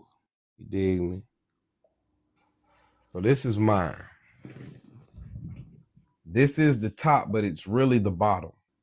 All right. And what I mean by that is my living estate trust is what I use to acquire property. However, the beneficiary of it is my holding trust. In my holding trust, I sit as the trustee serving as a private banker. All right. Now, the beneficiary to my holding trust is my private member association, which is where my family sits as beneficiaries. My members, my tribe, my folks. I want to keep them private. For in the book of Revelations, it say it's going to be a name written on your forehead that no man knows. You dig me? So that's privacy. In the book of Isaiah, chapter, I believe it's 62 and 2, says that he would give you a new name. All right. So that's why I don't identify as a quote unquote Israelite. I'm a true son of Yahuwah. I don't identify as a nation outside of the one he chose. I identify as a true trustee and steward to the earth estate. You dig me? If I wasn't a child of Yahuwah, I would understand that I am a trustee to them, and I got to find them and help them get to their father. If I help them get to their father, the creator of us all, I get my reward for helping them get what they're supposed to be. Y'all understand what I'm saying? Yeah. So, within that being said, with my PMA, God This is where God operates. This is where he talks to me and communicates with me. This is where I get my oracles, my prophecies from. All right. If he says, my son, I want you to go out and get land, eminent domain for God. I want you to go out and get land. And you getting land, I want you to also acquire property and people to come and dwell on that land with us. I want people to come in and experience this kingdom that we are building with us. I want them to be able to come in through this living estate, making their pledge to the kingdom to experience with us. For what is due Caesar is due Caesar, but what is due Yahuwah is due Yahuwah. Now, this is the reason this is not open to all of y'all. Okay? The reason it's not open to all of y'all, because I'm not finna battle with you about ownership of your shit. It's an irrevocable trust. You're going to have to put your whole estate into it. That's the only way I'm going to suffice for the free society that I'm trying to actuate for you all or for my family. You feel me? So when you realize you got millions and bajillions and gajillions of dollars or credit, you ain't going to want to give that to me. You're going to think you're giving it to me. You ain't going to understand trust. And that I'm just a trustee on behalf of God's property. And remember, as trustee, I serve for the benefit of the beneficiaries. Just like Christ, he sacrificed himself.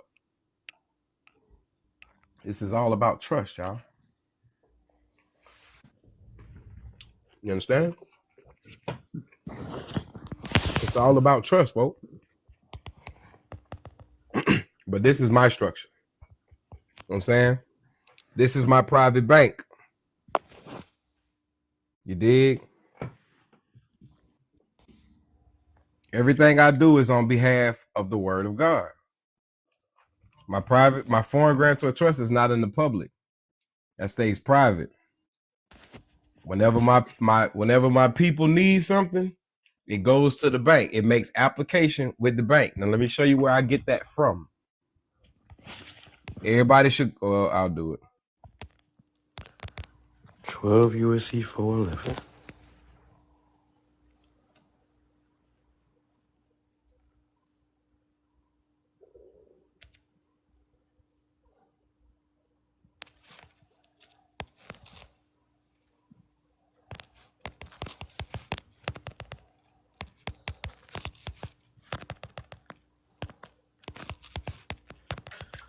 Hey, it's actually 412. Oh, I was just about to type it in. That's what I was doing right now. It's actually 412. So when you see if the Federal Reserve Bank wanted some money, the entity, it's got to make application to its Federal Reserve agent. You dig me? Mm-hmm. So if my PMA needs some money, my entity on behalf of its beneficiaries, it's got to come to me. It's got to come to its banker. I then, as the banker, take the application and I also provide a tender, which is collateral in equal amount to the sum of what they need. Y'all dig this shit, folks? Mm-hmm. I'm gonna be a trusted individual, gang. Please come to your boy. It ain't no please, really. I ain't gonna hold you. I'm gonna be strapped. We're gonna be all right. But if y'all don't know what y'all doing, you know what I'm saying? If you would like to pledge your assets to the nation of Tava under Kazakh strong foundation, you can do so for a time frame. Allow us to invest on it, and after a certain time frame, you can take your dough and go on about your business and create your own whatever. You dig? But nonetheless, the basis of me, what mine is a free society. In this free society, all you got to do is apply. You dig me?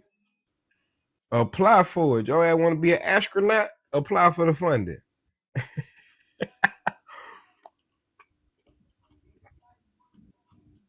Apply for the funding, and we're going to use your estate as the collateral for you. It's a free society only because your ass ain't doing the work. We actually have departments within the nation to do these things. I remember when I first brought this information to Israelites, people that believe in the Bible and whatnot, they was like, what about schools? What about how are we going to do this and how are we going to do that? Y'all the ones that teach the schools. Y'all the ones that's the nurses. Y'all the ones that's the police officers. Y'all the ones that work in the every institution. All you do, see, y'all thought you was gonna get to the kingdom of heaven and you wasn't gonna have to work.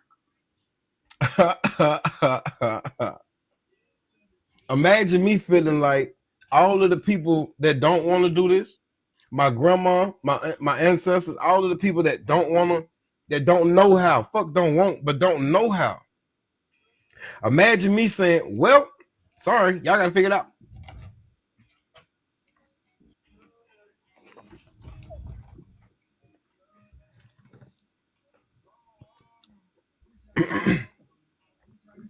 I'm obligated, I'm commanded biblically to take care of the fatherless and the widows.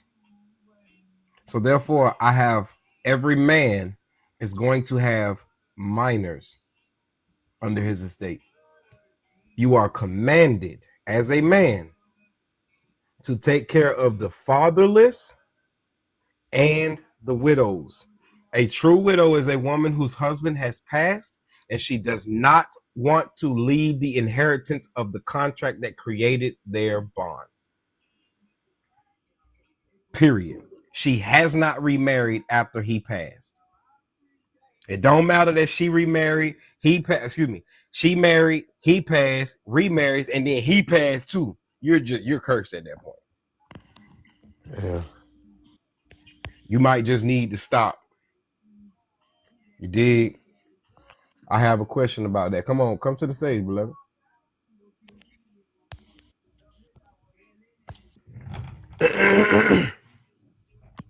But that is how this is supposed to go. Now, you got to go through a series of probation and tests. You can't just apply to be in my nation, beloved. You dig me? Can somebody just apply and become a family member of yours? Hell no.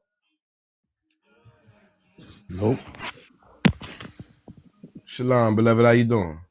Shalom, shalom. I'm good. How are you? I'm well. I'm well. I'm saying. So you remember I asked you about the biblically if there's no consummation of a union, then it's not biblically a union. If there's no consummation of the union, then there's no biblical union. If there's no biblical union, then there's proof of what?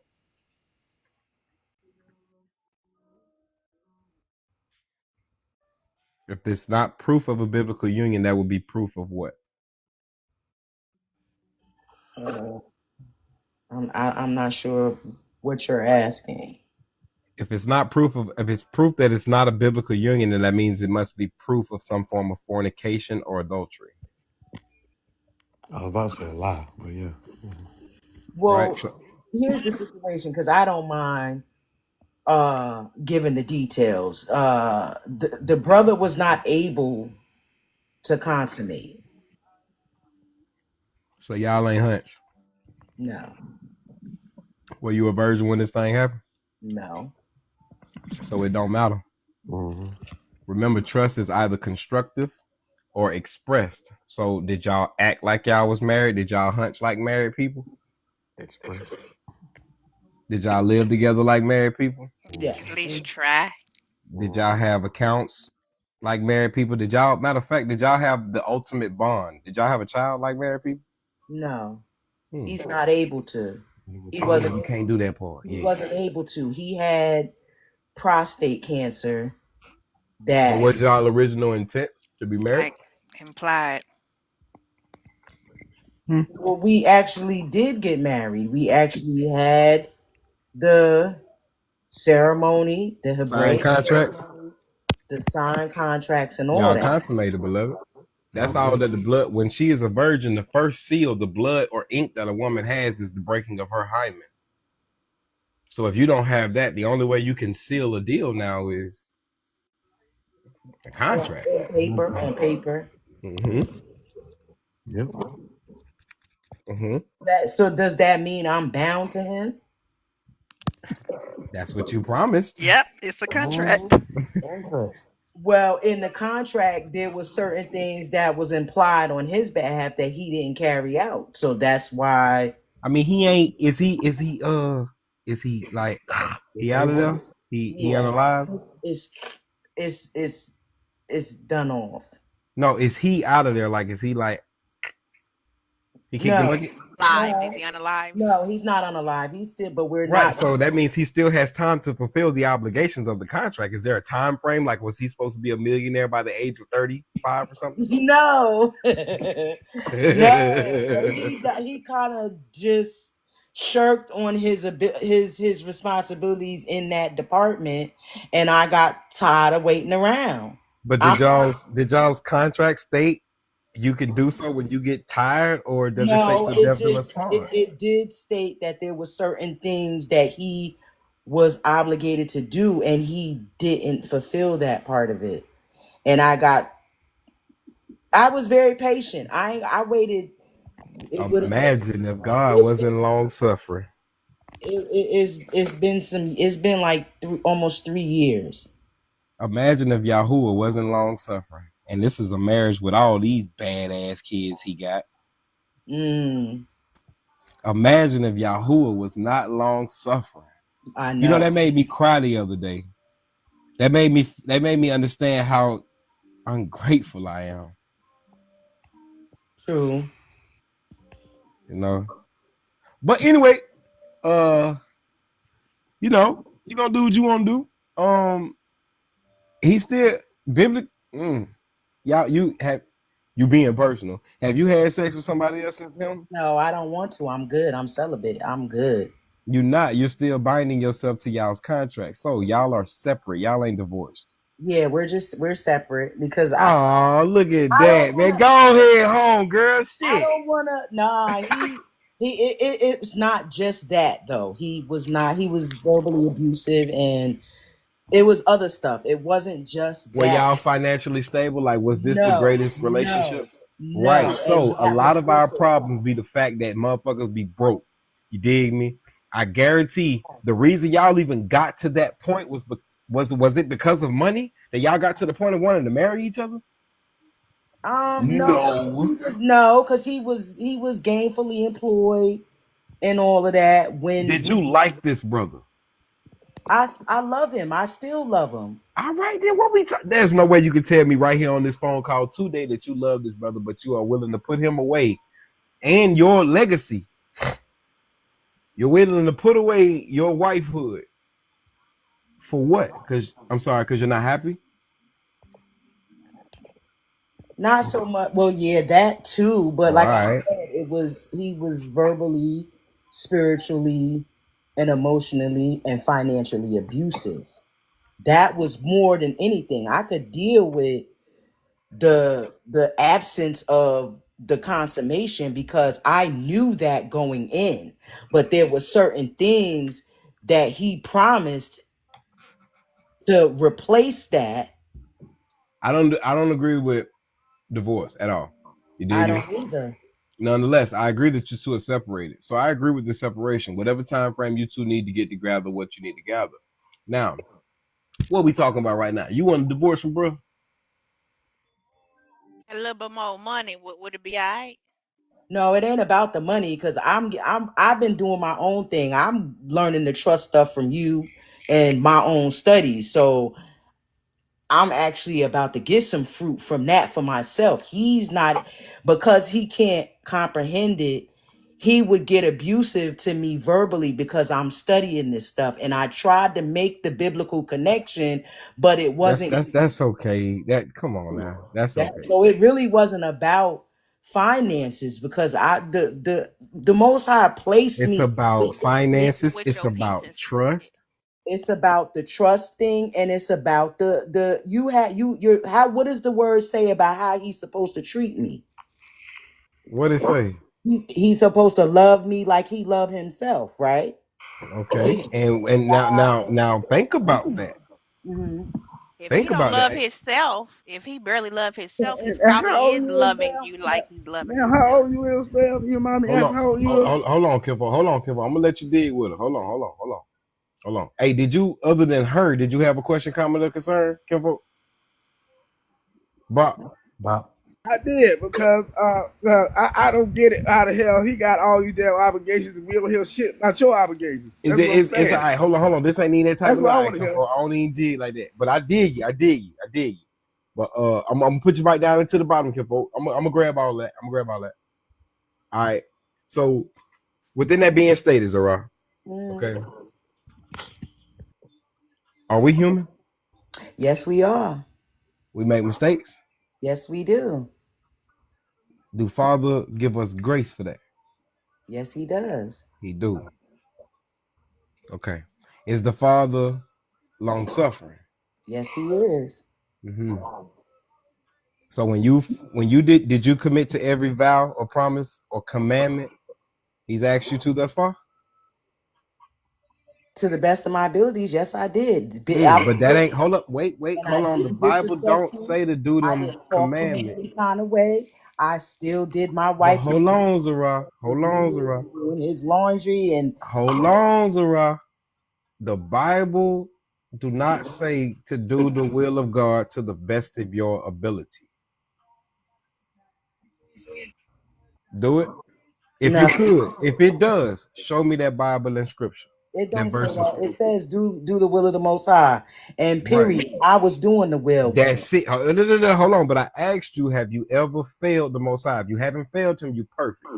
Oh no, I'm not perfect, and I So you're have. not perfect. You got error with the Most High right now, right? Yep, sure do. Okay. Now, I want you to understand something because he told Hosea, I want you to go get a wife of whoredoms because he wanted to show Isaiah how his nation was treating him. Yep. Now, what if this marriage you're in is exactly how you treating the father? And while you paying so much attention outside of yourself, you can only see the speck in somebody else's eye, and you're not paying attention to what's wrong with you. It's so easy for you to look at someone else and say, that's wrong, do this, do that, do this, and do that. And boop, boop, boop, boop, boop, boop, boop, let me build this bear. But what about you? You got a log in your eye, beloved. I know.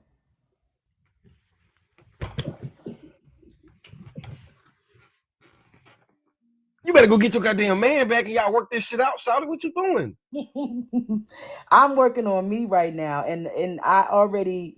So in order to fix you, you gotta let what you think he's done to you, whatever you think is going on, let it go. Especially if you claim you're learning this trust stuff, you ain't gonna never get it because you're not getting it now. There's no way you're blaming him and you have blame on yourself. There's no way. That doesn't work. Yeah. That doesn't work. And then on top of that, who is the head of your husband? The Most High. Okay, so before you left him, you're supposed to put him under the feet of the Most High. Ain't that what you're supposed to do with your problems? You lay them at the feet of the Creator? I've been doing that still. We talk. Okay, but hold on. Doesn't it say let patience have her perfect work? Right? You gave up. Yes, you did. You here on live telling me your personal business to 40 some other people. I didn't give up. We still talk, but we got in a position where we literally didn't have nowhere to go. That's understood. I think that's the greatest position to be in. Y'all ain't got nothing but to trust each other at that point. Well, he chose to go back to his mama house. Shit, why you ain't go with him? I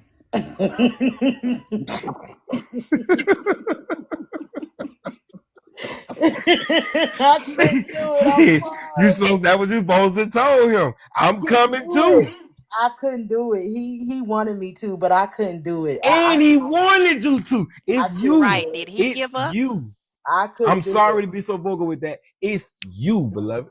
So I was supposed to drag myself, my 2 children that are not by him Mm. to his mama house. Did he ask you?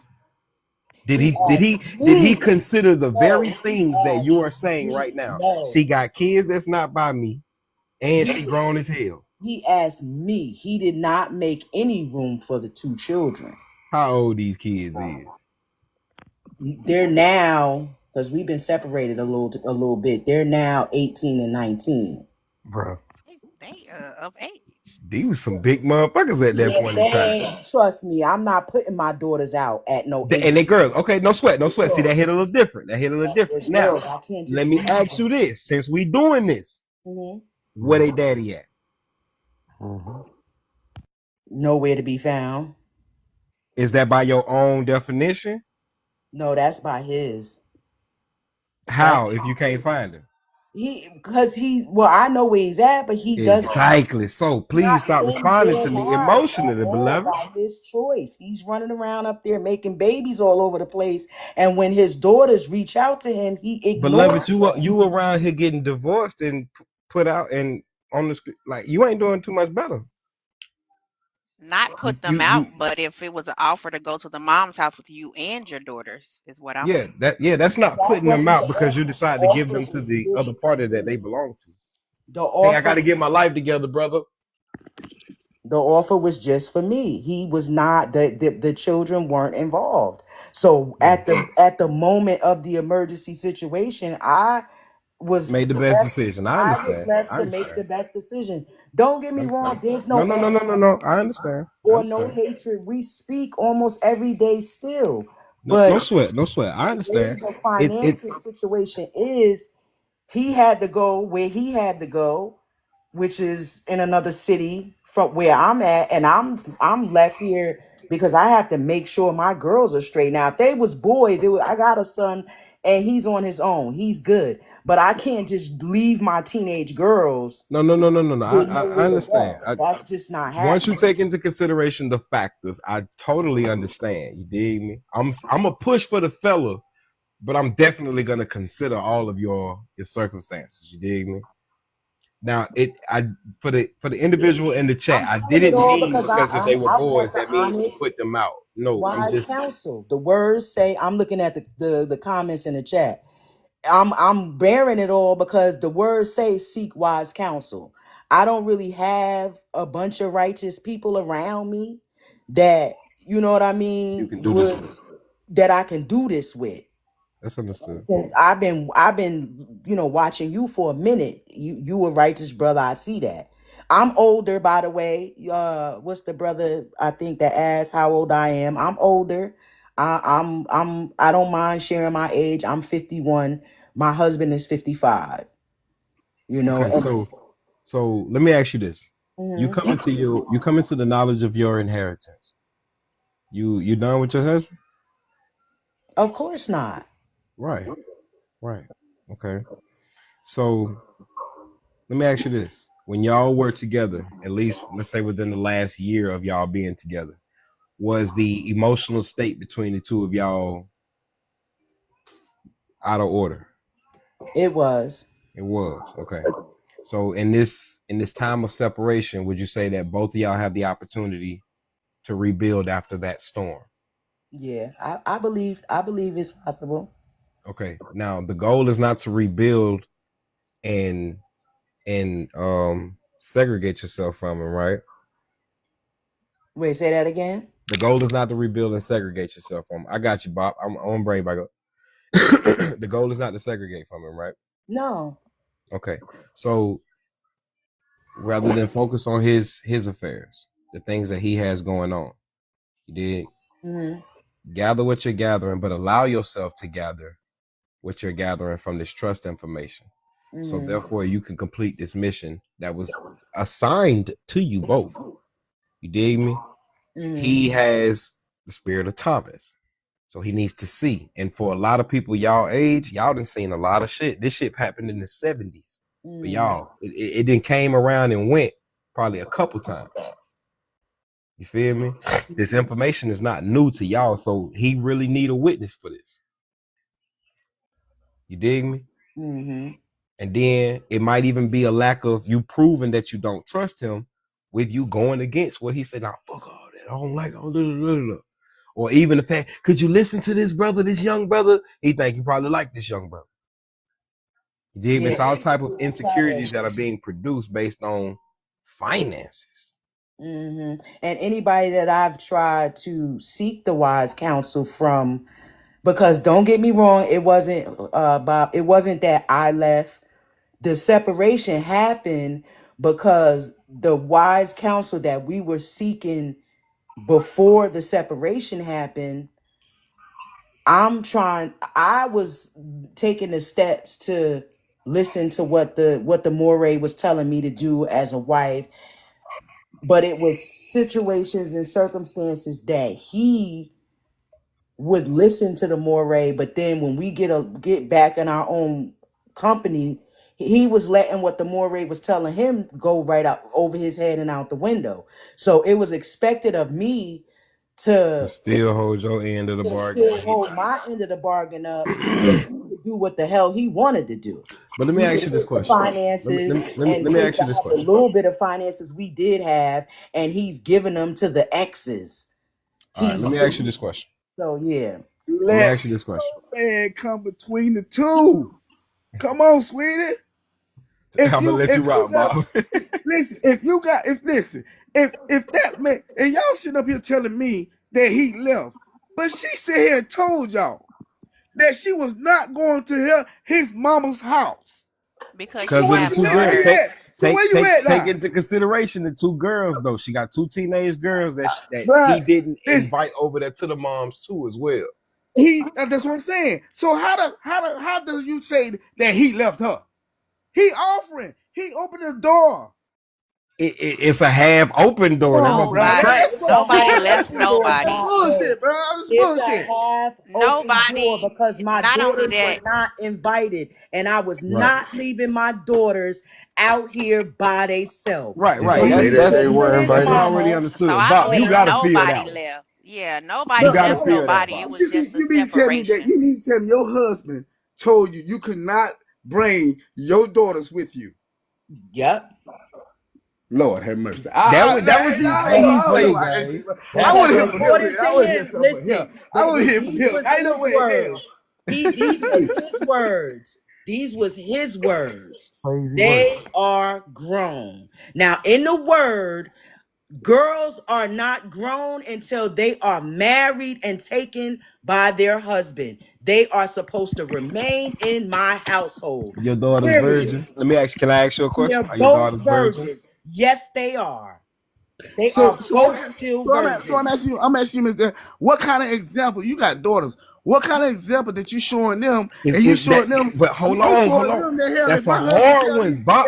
We did that. Listen, and my husband tell me to live up on a rock with him, you think that your daughters are gonna sit there and forsake you? Hold on, wait, what? Hold on, Bob. Hold on, Bob. Because if you follow your husband, to his mom, hold on, go back. What you just said? Hold on, if your husband. You said if your husband, you a dude or a girl? I mean, yeah. What? A dude or a girl? That's a dude. He said if my husband. Lord have mercy, I can't believe this shit. Anyway, I ain't trying you, Walt. I just heard what you had said. Listen, what I'm saying is, if you followed your husband to his mama's house, okay? What I'm saying is, do you think that your daughters will follow right behind you? No. Huh? They weren't gonna go. What else they going? That's the point.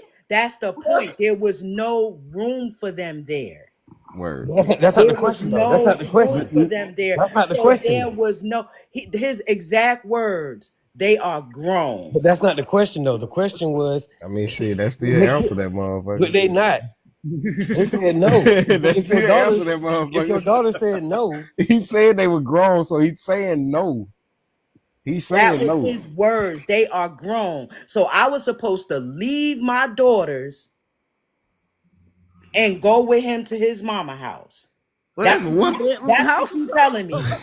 And leave my 18 and my An extra house or 19-year-old something? I'm trying to figure it virgin out. daughters, they jobless, they don't got nowhere to go. So I was supposed to lead them to follow him to his mama house. That's what you telling me. No, man. We You 50 years tripping, old now. bro. Hold on. Something wrong here. Because Yeah. if they're 50 years Absolutely old, not. Yeah. something's wrong here. Why are we going back to mama house at 50 years old? Period. That's the other thing that came to mind. Period. So it might have been hard for a man to take care of things that wasn't his, and shit got hard. Well, something happened to that man. Something had to happen. He was taking care of 2 other girls that weren't his, and another girl. It's 3 girls he taking care Lord of. have mercy. And then now that it's time to go and do his own thing, he ain't got nothing to chew on because he done fed everybody up. At least the little bit that he was able to dish out. Got up and left his ass too. Look. Oh man, and wouldn't come with him or nothing. So within that being stated, hold on for me a second, Bob. Taj, how you doing, beloved? Hi, I'm good. How are you? You had a question, comment, or concern? Yeah, I definitely don't agree with Bob. She's supposed to divorce him, actually. No, she What do don't you supposed to mean? divorce him. Yes. What do you mean they're grown? He's basically like, I don't care about your kids. If you don't care about my kids, you can't care about me. That I don't agree with that, but I understand you. I definitely understand. I'm sorry to say, I try to tell these men, you hear these single ladies with these single mothers, this is how they think. They ain't gonna put you first. It's how they have to think. It's how they have to think. And that's how men think too. Because they're not his kids, it's easy for him to say, oh, well, they're grown. 18 is not grown. 19 is not grown. It's not. 20 is not grown. Especially so I'm gonna agree based on them being and they're now 18 and 20. So I basically was supposed to leave them. When you tell the law that when they get in trouble. That's all I'm saying. Yeah, well, we're not talking about the law. We're talking about a mother and her child. I mean, if we're talking about a mother and her child, they're family. gonna always be her babies. So No, that's an she's emotional supposed standpoint. to make sure they're ready for the world. And 18, 19 is not ready for the old, world. they're not. Nobody, mom and daddy did that. There's no way. My mom and dad did that. Society that says we supposed to push them out at 8. That's not biblical. I mean, I ain't tripping on that Especially part. not for girls. Right. And I can see if my girls was out the way and in the street, but my girls are virgins. I'm trying to bring them up biblically. And when you married me, you knew that this was the responsibility that you took on. That's what I was now saying. that We they're knew that when they got married. met the legal age, I'm supposed to just leave them and run with you to your mama's house? Oh hell no. You no. So have you found somewhere for you and your daughters to go that your husband can I'm come there. I've been there since we've been separated. I'm there. Me and my So basically he can come where you're at. Right, because how you get somewhere to stay now, and what you was doing? Why the I scratched my head on it too. So you and your daughters got somewhere to stay. Just sporadically, huh? That would no. I got a room. I had to find somewhere for us to stay. So I got a room in the city where we live. When we got married and domiciled, and see, that's the other thing that the Ruach showed me. It wasn't even done right from then, because when you take on a wife, you're supposed to have a place prepared for her. He moved in with me. So you have to now. You got to look at yourself at this point. At this point, now you got to look at yourself, your choices, everything that you put out ahead of time. That's what I'm doing, because I realized my choices. I didn't do it the right way. We were half-ass doing it biblically. Basically. And also, you should have had that conversation of hey, since now you yourself as the mother coming into this situation, you already had 2 lives that you were responsible for. So in the midst of this, since we have this situation, so you something happens. What are you going to be at that time if it happens? That conversation should have been had before y'all united. Man, we doing bad out here. What I'm saying is, as far as being the provider for me and the children that I had, or what I'm saying, I'll say it again. You as the mom, before y'all got together, you and the man, you being the one that's now responsible for these two, that conversation should have been had with him. Like, hey, let me see what your mindset is. If this happens and they're this age or what something happens, how will you react? What will be your mindset on this situation? Wait, what? She's supposed to project ahead of time in the future and give him a scenario? Yes. You wasn't doing everything that was necessary. So yes, you project in the future. You got to have it. You are not responsible for two people. You lay out everything. These are red flags that you've seen. These red flags were not about to turn green once y'all got married and got that paper. Basically, you signed up for something and had false expectations on the agreement. Honestly, now what you're doing, and I'm not saying it's a bad thing. I'm not saying that. Now you're seeing and getting the results of your own actions, of really your own actions. You didn't take into account any of these things before you got married. You knew you had 2 daughters before you got married. You knew he wasn't able to do certain things before he got married. Maybe no. Let me pause you on that, because when we got married, before we got married, he was providing. He was how long we courted for almost 3 years before we got married. And he was working a good job. He was working a good job, and I'm talking about the moving in with you, and you were saying he had to prepare a place. That's what she said. That's what I mean. I'm not saying, because one thing about it, two things for sure.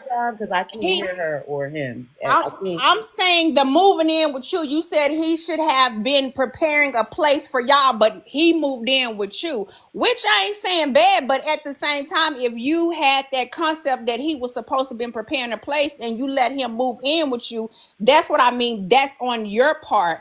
Now, when it comes to him working before, an accident or anything could have caused this man not to be able to ever work again, and the same for you. Does that mean it's valid for divorce? What if he got into a serious accident? What if something else had happened to him and he wasn't able? Well, are we talking about a hypothetical scenario, or are we talking about her scenario? No, I'm talking about life. All right, so basically you're saying I'm talking about life and what she said. I'm piggybacking off what she said. I basically was supposed to use hindsight to project and see if something like this would happen. You're supposed to be psychic. And no, what y'all keep saying psychic. Stop that. Let's really think about something right now. Let's think about something. If you get a house, you're gonna look at the house or a place that you're getting or a car, and you're gonna think about what could happen. You're gonna observe these things. You're gonna go with the mindset. Right. You're gonna observe these things happen. Right. You're gonna prepare for these things. So therefore, you now have something. You have 2 kids you're responsible for before him.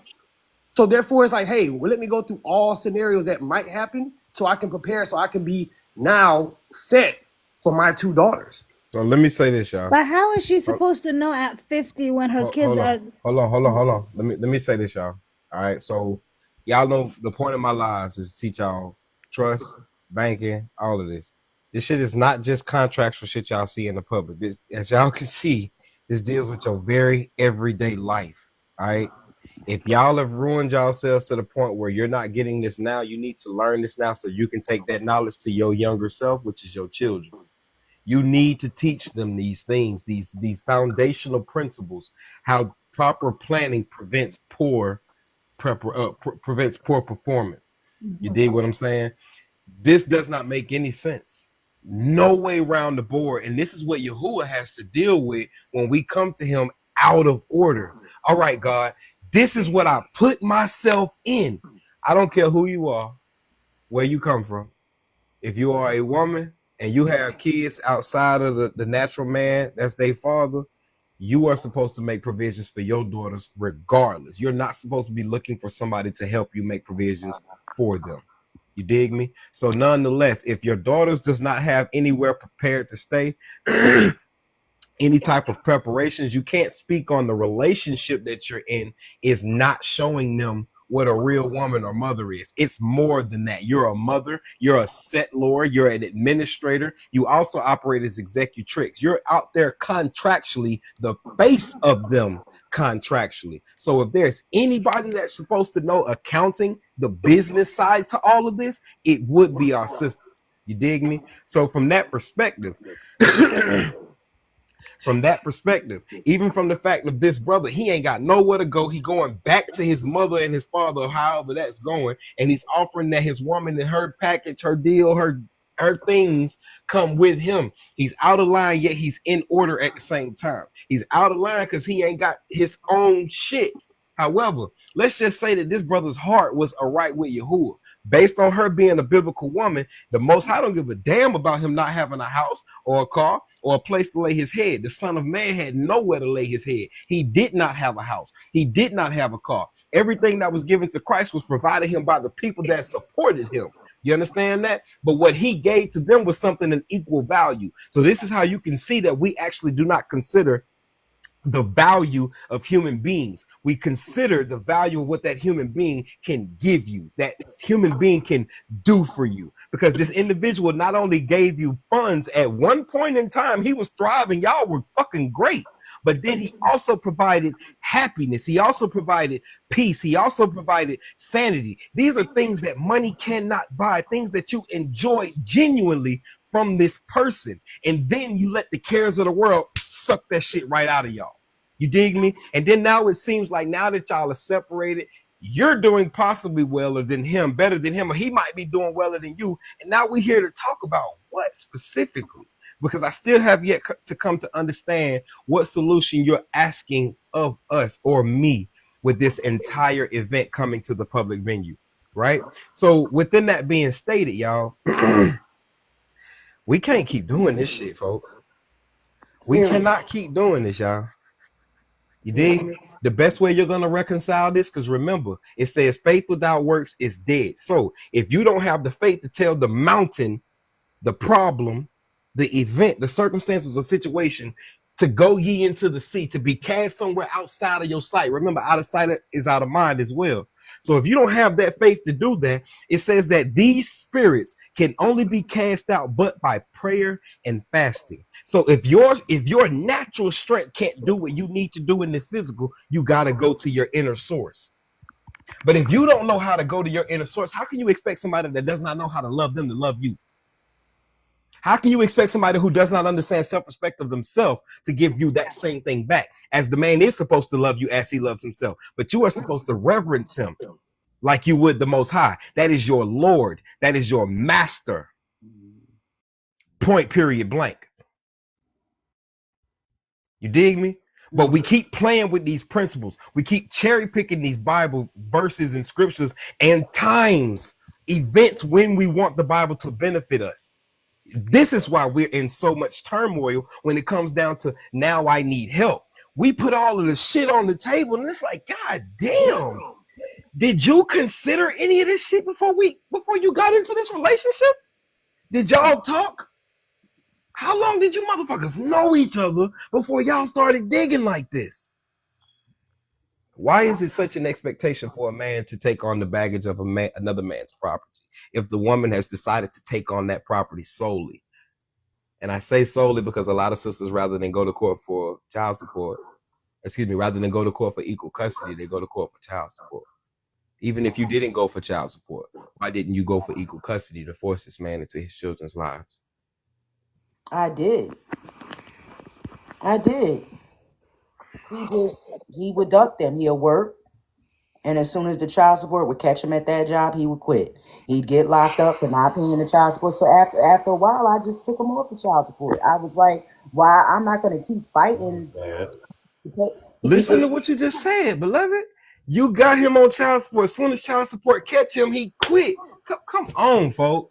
Come on, folk. Like, what we doing? What we doing? Why we doing this? Before this man was your lover, this was your brother. That's what we call each other. That's why we want to show each other so much respect. We're expected to risk our life for a sister we don't know if we see her getting her ass whooped. We call each other brothers and sisters out here, but we get into relationships and fuck each other over. I don't understand. Some people do that to their own brothers and sisters, so. That's true. Well, I ain't never been like that. Like I said, why are you doing him like this? We still have an amicable relationship. We still talk. It's just the situation that the way it transpired, him having to go to his mama house, and if there would have been room or invitation for my daughters, at least because honestly, I don't need him to do care for them as far as their needs, because I do that. I work because he couldn't afford the dwelling that had all four of y'all in it. Now it would have been different if it was just you and him that he had to take care of. It sounds like the brother could have did that very well. Mm-hmm. Well, But he has to take on then another he man's shouldn't be with her. responsibilities. And I don't think nobody's taking into consideration the strain, the stress, the fact that he got to do that, folks. Yeah, that's what he signed up for. Right. Wow. You're still not taking into consideration that he was still wow.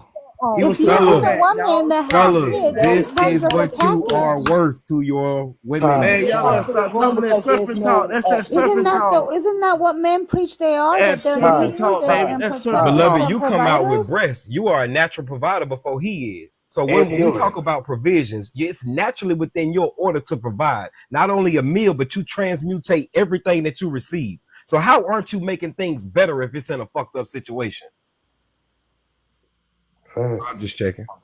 It sounds like you're advocating for men. It's serpent talk. That's that serpent talk. Not even God, but for men. No. You're saying that, but you're missing the why should a whole man have to point. take care of a child that's not his? Why Taj, should a we didn't say man? that. Who said anything about not taking care of Take him to court and force him We into their said life. force him, and he was did. there. He said, So "Why besides isn't that, a hold wise on, you're man ignoring obligated to take everything care of?" else, Taj. You're ignoring everything else that was still said. Right now, no one's advocating just for that. We're going to the whole point. We're addressing both sides, and we are now coming up with the solution of what should have been happening. You're wanting to find all these other excuses. Forget the excuses. Accountability is key. Accountability is everything, guys. Period. And I'm not saying that this man is agree. correct. I'm not saying he's wrong. I'm saying both sides is I can wrong. gainfully admit that I didn't do everything that should have been done in preparation. I can gainfully admit that. You know what I mean? That's why I mean, I'm sure you both can, but I don't have a problem. You listen to everybody else except your husband. I speak for my husband. These are intimate conversations you and he needs to be having. These conversations have been had. What did Eve do in the Garden of Eden? He spoke with a Y'all serpent. not hearing her. Y'all not hearing her. Listen to me for a second.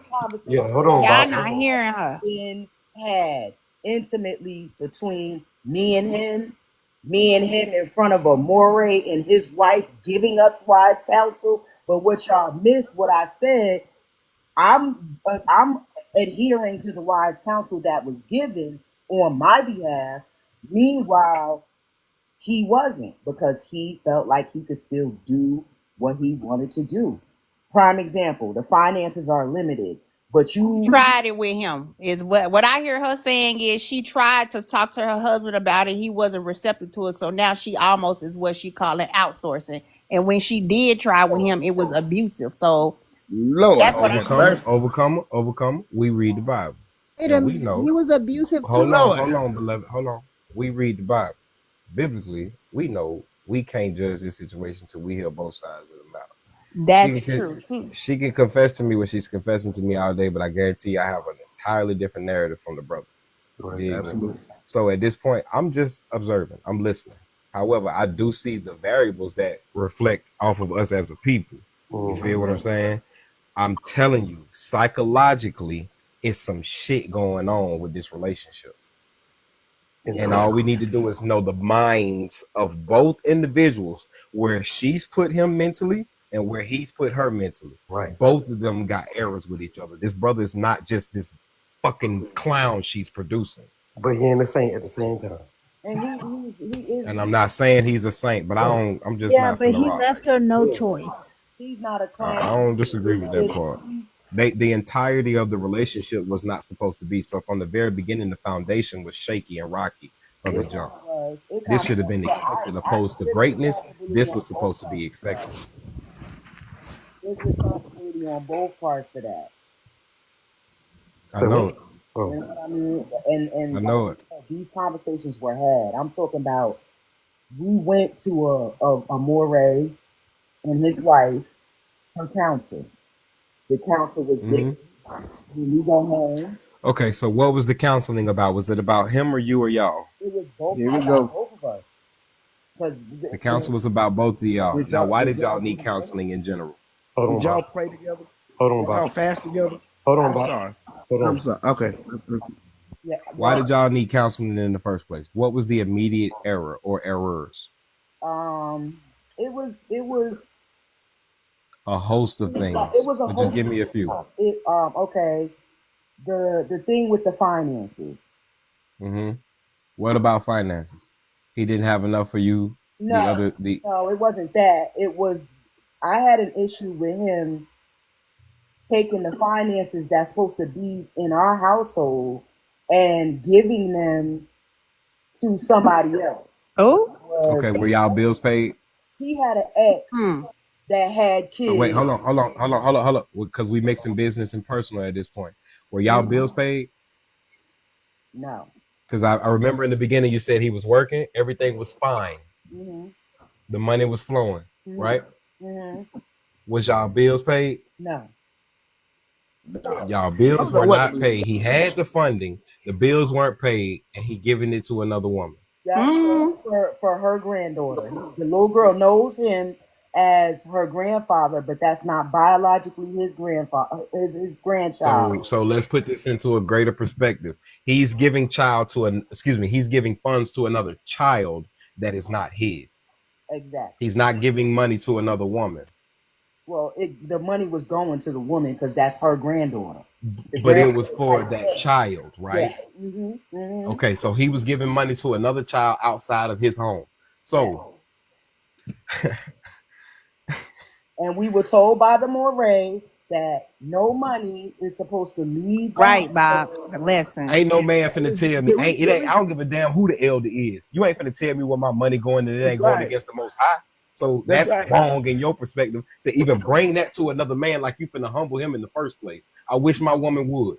I wish you would. Brother, can we talk about financial instruments and obligations, please? Because that might sound better. This shit can make me mad. Distraction. Yeah. So, Zara, beloved, private consultation. Let's not do this again. Bring him to the table, too. We need answers. Yeah, and the next time, that might be wrong. That might be wrong. I agree, but it's also wrong that he's doing that in the first place. I don't disagree, but I'm not finna judge the psychological mental health of a man doing what the fuck he's supposed to do. Come on, man. I'm not. He's supposed to give his money out of the house to somebody else. He already given it to 2 kids that don't belong to him. Right. But that's in his house. That's his family. That's not his property, which is still the point. What? There's no rights or remedies. So let's get back to commerce. Can never be your property. Let's get back to commerce. Let's get back to commerce. The definition of remedy is rights. If a man has no rights to the children, he has no remedy. So therefore, they're just in his house consuming every single thing of his. If she was to leave them, he gets no equitable benefit to them children. So why does he make a benefit for them and he gets no benefit out of it himself? That's his family. He does get benefit. They look at him as a father. They learn to love him. That's not no damn benefit, girl. It is a benefit. Look, how do you legally you gotta be protected. Just praying fast about it. That's legally. What Legacy said. Just Forget legal. Forget legal. Well, this is all legal. What do you mean? Everything is legal. The you being the mother and having people. custody of your children is illegal. He's talking about connection between 2 people. Hold on, Bob. Let her run it. He's go ahead, talking about connection between 2 people. Why are you using legal? Legal is somebody telling you, is a rule of another man trying to run you and trying to tell you how to live. Forget that. You are making connection with another human being, okay? A man and a woman, they're making a personal connection. If they have kids, now that's family. Whether the kids are together, they come from those 2 parents or not, or whether they come from another parents, they're now a family. That's his family. These are his kids now. He's caring for them. No, it is not. And that is the delusion of a woman. You cannot make somebody else kids, and that man's still alive. Well, that's disgusting that you think like that. Because I see a lot of family. I gotta let you go, beloved. I see a lot of family. Crazy. That's crazy work. Can I say it real quick? Crazy work. We gonna move on, gang. We gonna move on. That's good idea. That's a good idea. All right. So the scripture behind me, I right? was just about to ask It what that states was. about the scripture behind me states about being released from the graves, right? Now, I will have you all know it's mental. You dig me?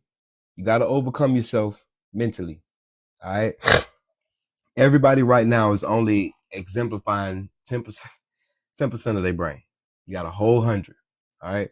Now, biblically, you were supposed to sacrifice the fruits of your spirit to Yahuwah, and he only wants 10%. You dig me? Give him them 10%, and he gonna unlock the other 90 within you. You dig me?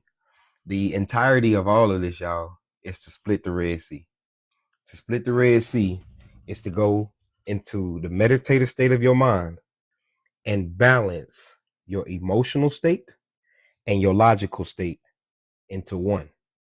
Your emotional state submits to the logical state. The logical state consults with the emotional state. You dig me? These two have to balance together in order for you to dwell with them in harmony. I need help with my non-decedent letter. That's really what I wanted to talk about. So this is what I did to avoid creating or doing a non-decedent letter, right? I'm going to give you a scenario and then you take it from there. All right. So this guy, right? This guy went out of town and he tried to open up a bank account. When he tried to open up that bank account, oh, you say you got an appointment with the IRS. All right, I'm gonna tell you about that part in just a second. So when he tried to open up this bank account, the bank informed him that he was deceased. He was like, "What? I'm deceased." They was like, "Yeah, that's what they say in the system. You deceased." So the guy went home, did some research, and he came to know of a form by the Social Security Administration called it's called a 2458 form, right? And in this 2458 form, the IRS has identified the guy as the beneficiary and also as not deceased and alive. They made sure to stamp that guy's form and that guy left. Okay. So now this guy has proof from Social Security Administration that that guy is no longer deceased. Do you understand what that guy is saying? So to avoid doing the whole non-decedent letter, them correcting any errors, this, that, and the third, I simply went forward with the 2458 form. Now, you can't print that form out. They have to print that form. You need to understand that when Christ was ready to get to his business, he went and acquired his company of beings. The first four were fishermen. Fishermen know how to bait. Fishermen are also very patient. Motherfucker sit out there all day with his feet kicked up until that motherfucker bite the pole, gang. It's peaceful. It's exhilarating at the same time. You feel me? So you have to know how to do the same things. You feel me? So that guy that I told y'all about, that's how that guy got that. And yeah, that's how I would. That's what I did. So if I gotta go see the IRS, right? I'm telling them now, what up, dog? I gotta trust. The trust that I have is the social. I have my DFPOA. Something power of attorney. On file with the clerk of court. What's a DFPOA? DF. Deep fried. I don't know why I want to say DF mean deep fried. What DF means, y'all? Durable financial powers. Okay. Word. No doubt. So, you say you got that on file with the clerk of court. All right, cool. You actually need to have that on file with Department of Revenue or the Treasury Department at your county. They have a power of attorney form connected with your power of attorney. Now you're able to deal with negotiable instruments, chattel papers with them. All right, so when you go to Social Security, exactly, Bob, you need to hit them with that Form 56. I'm managing the estate. I'm managing the trust. You feel me? Now you have an entity that they can interface with you in the public. If you have your Form 56, you need to have the 2848. If you say you got a power of attorney, financial power of attorney, you need to go ahead and do your 2848. Before you do the 2848, I'm sorry, you need to get your CAF number. Get your CAF number, then connect the CAF number to the 2848. Show that you are a separate disregarded entity than the social, and vibe out.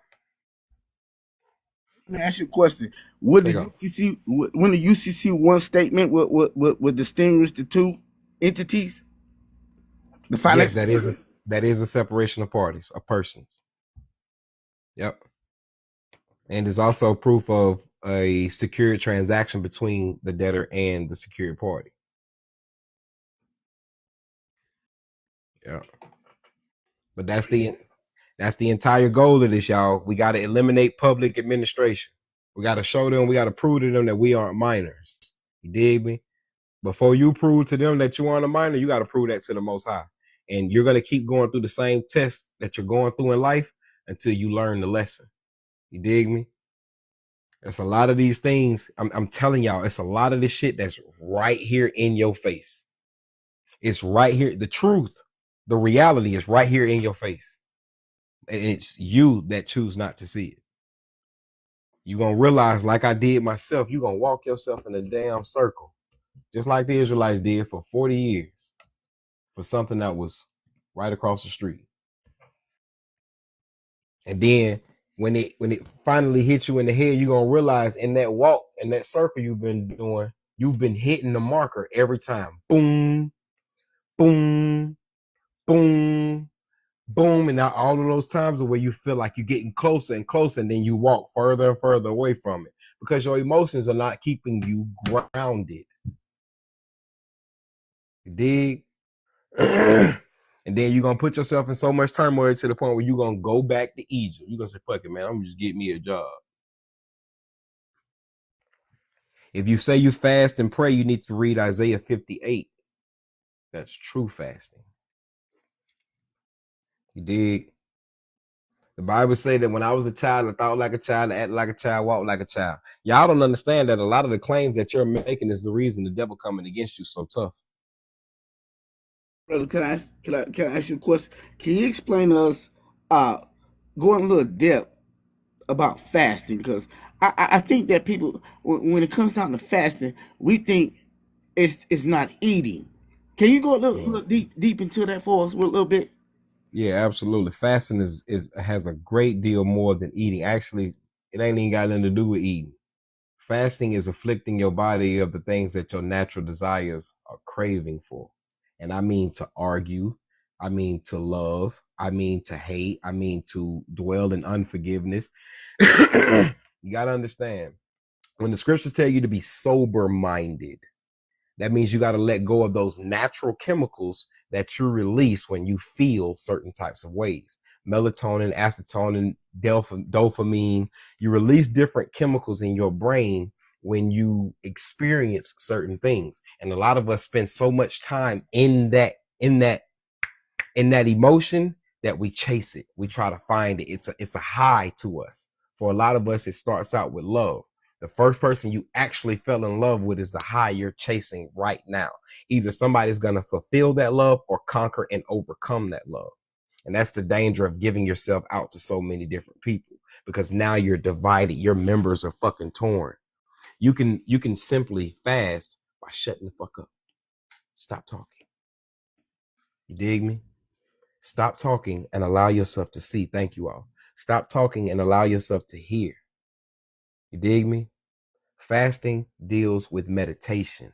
In order to meditate, you have to afflict your body from the public. You can't feed yourself. You're not going to. You're dealing with the inner self. You dig me?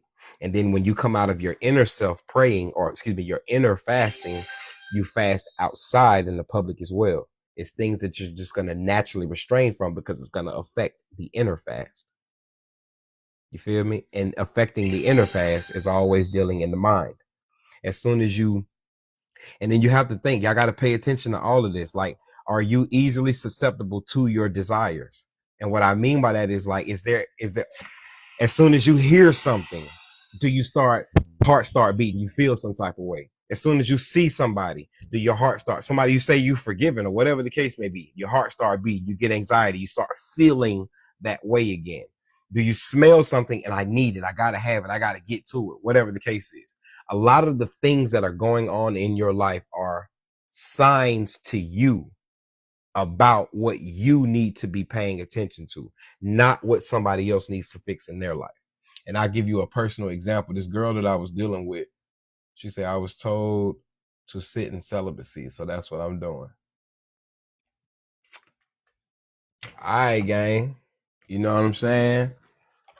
I want my husband back, but I need him whole. Absolutely, beloved. Take that to the Most High. Lay that at his feet. And then pray them spirits off of your relationship. You got to understand, all spirits come through the women.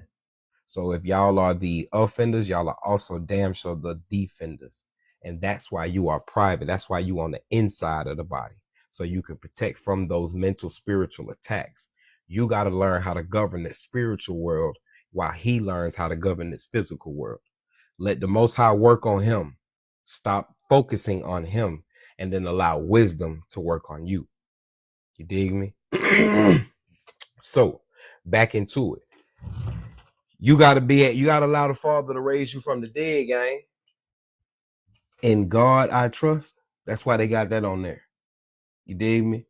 They're trying to, they're exercising their authority under the will of the scriptures.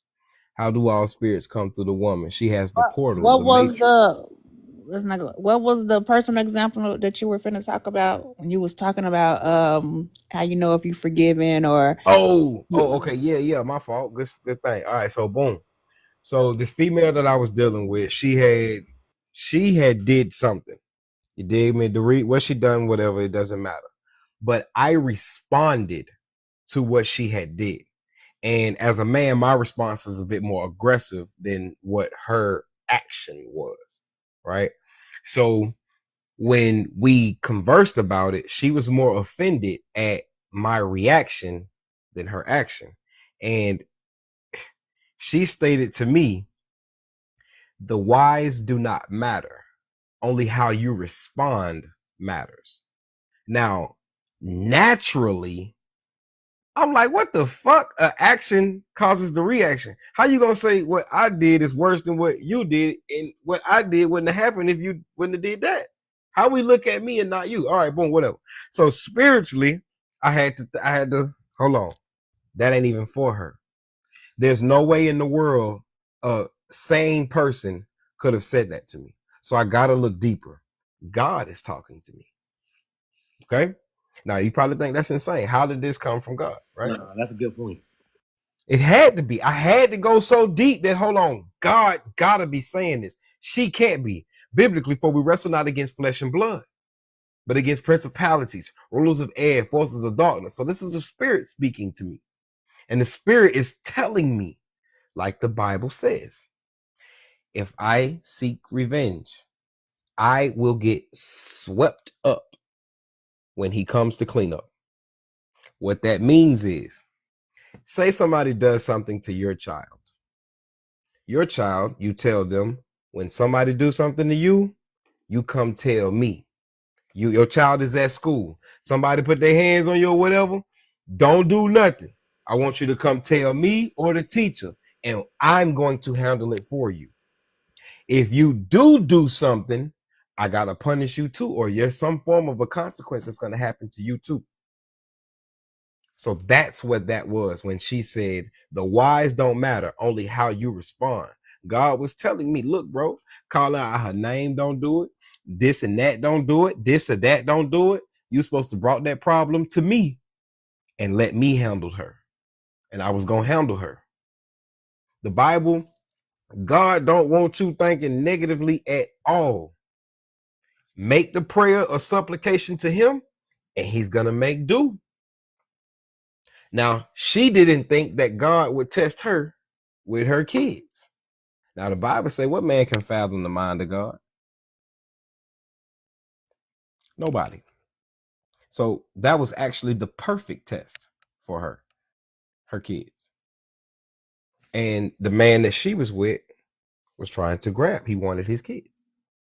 You did what I'm saying? So if we're not paying attention to the spiritual battle of what's going on, she is being tested. So many single women would say the same, single mothers would say the same thing that she said. God would never test me with my children. That's the very thing he want to see if you'll fast from. That's the exact thing he wants to see if you will fast from. Everything that you say you will not let go of. That's exactly it. If you read biblically, there were men and women before they would decide before he would decide to go against the will and word of Yahuwah, they decided to unalive themselves for his principles, his law. You probably know this perspective from so God wasn't testing her husband. Yeah. Everybody is being tested. It's just a matter of can he see it, and him not being here to see what we are stating. Remember, she is here, beloved. Jay, I've been checking you in the comments this whole time. You just want this man to be a demon. I can't demonize him until he's here to make himself that. He has to self-incriminate. I can't listen to the witness. Not at least and solely believe the witness. Red shirt with horns. Interesting. Beloved, it's just a dang on bull. So what you think I'm doing? So what you think I'm doing with a shirt on like that? He already know what you're gonna do. So why is he testing us? Because you get to make that choice. He tells you in the book of Leviticus, I put in front of thee clean and unclean. Choose you this day what you're gonna do. Him already knowing what you're gonna do has nothing to do with you making the choice. And that's what makes him as righteous as he would say he is, because you have the free will to do. The choice is the free will that he's given us. I want to say, but how? And please, brother, do you think? Because when I ask this question, if God is unknown, he knows everything. He knows he's the Alpha and the Omega. He's the beginning and the end. So how is he testing me when he know my results, what I'm going to do? That don't make sense. It don't make sense. It don't make sense. It's to build your character. In the book of Sirach, it says, my son, when you come to serve the Lord, prepare your soul for temptation. For acceptable men are tried in the furnace of the fire. So the old ways of you have to come out. Let me ask you this. Okay. If I was a let's do it like this. Not me. Another dude was a punk. He was a Fruit Loop. You heard? Yeah, I know what you're talking about. Go take off. Okay. He a Fruit Loop. But then he come and say, I'm delivered. I don't like Menses no more. I don't do none of that. There's no probation from him? You just gonna believe that, brother? Are you gonna allow him to go marry a woman off the jump street?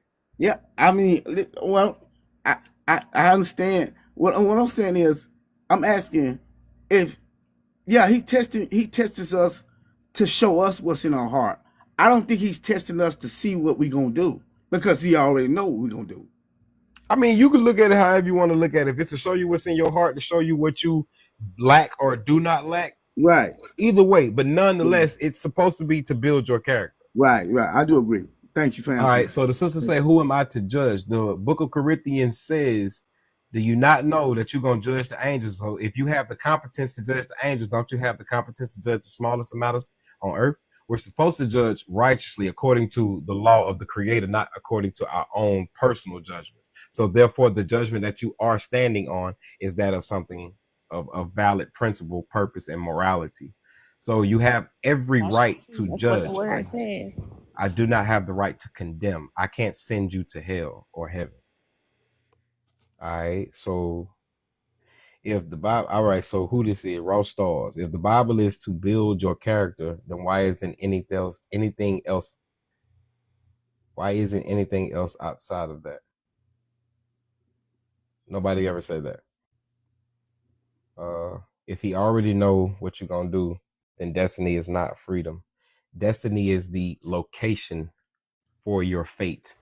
Watch your thoughts, they become your words. Watch your words, they become your feelings. Watch your feelings, they become your actions. Watch your habits, the actions, they become your habits. Watch your habits, they become your lifestyle. Watch your lifestyle, it controls your destiny. You are in control of that. Prison billboard. You you heard me, Shawty?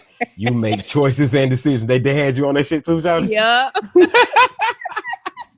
Means is not being factious, but is that about the dude in that church? Yeah, you know where I got that from. Yeah, and we see the results of that. You dig me? I don't care who you are, coming in Christ or not. If you are a man that came from that type of lifestyle, you're under probation. Right.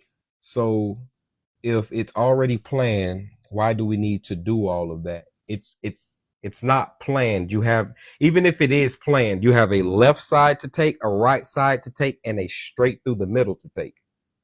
Either or, there's consequences over here, there's consequences over here, there's reward here. You working out your salvation and you building character as you go along. It's like a child. It's like a child that is growing up. Mm-hmm. You know, you already know these children before they really start walking, they're gonna get up and fall. But that doesn't mean we don't need to watch them when they do certain things. You know, a child's gonna do certain things because, for one, you was once a child and you know how children operate. However, exactly how you, as the parent, you still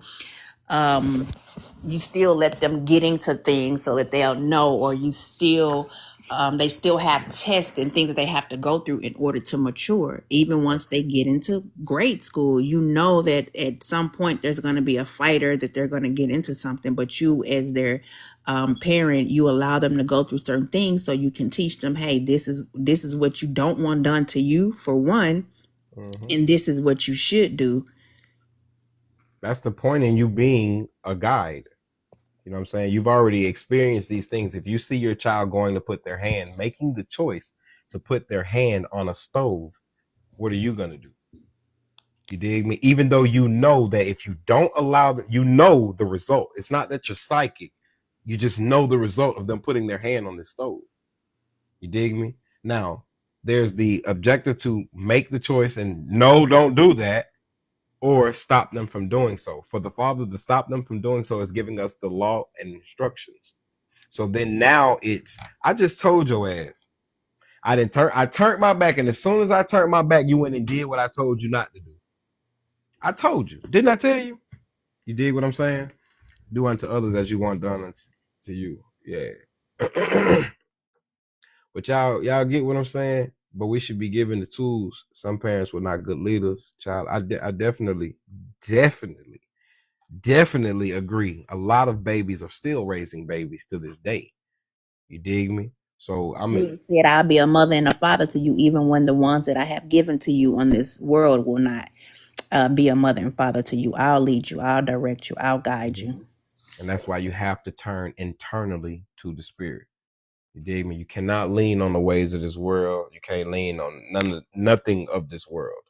You dig me? The only thing you can lean on of this world is something that's in it that's not of it. You dig me? So how can we be held responsible for your choices? Because you make the choice. You make the choice. That's how you are held responsible. You're held responsible because you were given left and right. Absolutely. Do you have children? Jay, do you have children? Where's Jay? Do you have children? Free will, act, and deed. Absolute. Nothing you were not taught correctly. Oh, so how can you be held responsible for those things? I mean, because you grew up. You learned how to read. You learned how to write. You learned how to research. That's the whole point of you going to school, to figure out how to figure out. So when you got of the age and competence that you're no longer under your governors and tutors, why didn't you go and figure out? as an adult, it's our responsibility to learn these things. Absolutely. Ignorance of the law is no excuse. Everything that I've showed you all legally and lawfully, I've pulled up from the internet. Every single thing. This is not something that I have hidden within me. We learn to discern right from wrong as an adult. Absolutely. That's the whole point. You pay attention to the things that you were doing when you were a child. Like your family said it to you. All of that stuff you doing, I done did it already. It ain't nothing you can put over my head. I done did all of that shit. And if you ain't learning from being taught, you will learn it through life and through experiences. It's telling you, hey, as a kid, let's go in the store and take some candy. And in your mind, you may not know that it's wrong, but until they stop you at their door and until they call the police on you, now you see how serious it is. So you have just learned through experience that, oh, this just may be a wrong thing. And then even innately, it's some people that do not have the law and do what the law says to do. It's in your heart to not to take nothing. You know good and damn well that doesn't belong to you. Now, you getting it, opening it in the store and just straight eating it is different from you putting it in your pocket and taking it out the store. All of that's premeditated. You dig what I'm saying? You thought on all of that, opposed to you, well, damn, this was good. I'm hungry. Shit, fuck it. Because that's what David did when he was hungry on the Sabbath. You dig me? This whole thing is about taking accountability for oneself. It don't matter whose fault it is. Absolutely. And that's how everybody advances. Fuck the fault. Take the blame. Take it. Just take it. Who cares? Take it. Everybody. Take the blame so we can return it. Ain't that what it say? If you're giving lemons, you give it lemonade. Lemonade is the healing of the situation. You gave it fruit. You gave it peace. You gave it value. You dig me? It's not about fault at all. That pointing the finger gonna have us doing this back and forth all day, all fucking day. As I scroll on TikTok, that's all you see. It's black man against black woman, black. Who cares about? Who cares? You dig me? Get your shit together. You know. It doesn't matter if you were taught certain things when you were a child. You dig? You just needed the basic principles when you were a child. You dig me? In all honesty, that's all you needed was the basic fundamental principles, because you were going to have to go out there and experience what you were taught regardless. Absolutely. I've gotten over all of that shit. I'm not a victim. I'm a victor. Absolutely. Absolutely. Zero, y'all, I see you said it's your responsibility to fix you. May I suggest that if you continue to humble yourself up under your creator and your maker, you don't have to fix you. He'll fix you because he created you. Yeah. And he's gonna give you like faith without works is dead. So you're gonna obtain the tools to do said thing. Shalom to everybody present. I appreciate you all. But he's gonna give you the tools to do said things. You dig me? You're gonna have to make that choice to go forward and use those tools though. You feel me? And that's what that's what a lot of us end up missing, because we try to fathom how God is going to heal us, how God is going to show himself or reveal himself. Just let it be. Just let it be, because it's going to come in some of the most obscene ways. And because of your lack of knowledge towards spirit, you're going to let him pass you right by. You dig me? Yeah, you're in the depth chamber now. As long as you stay in the loop, you'll be fine. But yeah, man, all of this, everything, securing your estate, arising from the grave, all of this is consciousness, y'all. You dig me? Renew your mind. You dig? Renew your mind and all will be well. I promise you. Stop reading the Bible just for entertainment. You dig me? If you're a Christian, you need to get into the law. If you're an Israelite, you need to get into love like the Christians. You dig me? There needs to be a balance, for the Father hates an unjust balance. You can't be completely lawful. Equity, your mother, wisdom has to be somewhere in the equation. You cannot just be full of love. The Father is love. You have to submit to him. You dig me? And that's what everybody's issue is. Folks are not in balance. You know what I'm saying? As I told you all, and I'm finna get up out of here in a second. I think I'm hungry. But I thought we don't live by the law anymore, but grace. We are not saved. We're not saved by the law. For faith without works is dead. You show me your faith without works, and I show you my works by my faith. All right. So in the essence of I don't live by the law, I live through it. Because of my obedience to it, I receive from it. I only obey the law because I believe in the law. I have faith, not only in the law, but the sacrifice of Christ in that law. You dig me? So it's basically like, yeah, he, as I said, he didn't come to abolish the law. He just came to refine it. He came to fine tune it. Let me take this out. Let me put this in. Let me get this right. Let me get this right. You dig? So, and then you also want to come out of grace. You're only operating in grace because you're still operating in sin. You feel me? So the goal is to be perfect as our Father in heaven is perfect, so we could be one with He and the Christ, even here on earth. That's the entire goal. You feel me? Obedience is everything. He didn't come to abolish the law, but to fulfill it. Absolutely. As I say, back to Isaiah 8:20. Make sure you establish that you are civilian authority on the land, King. I heard, remember I told you earlier, you know what I'm saying, for the whole selective service number, every man, when you turn 18 or around the age of 18, 21, something, before you turn 25, you were given a selective service number that they wanted you to register with the with Social Security, and you receive you can get schooling through it. You can get certain benefits, rights, and privileges. It's a trust.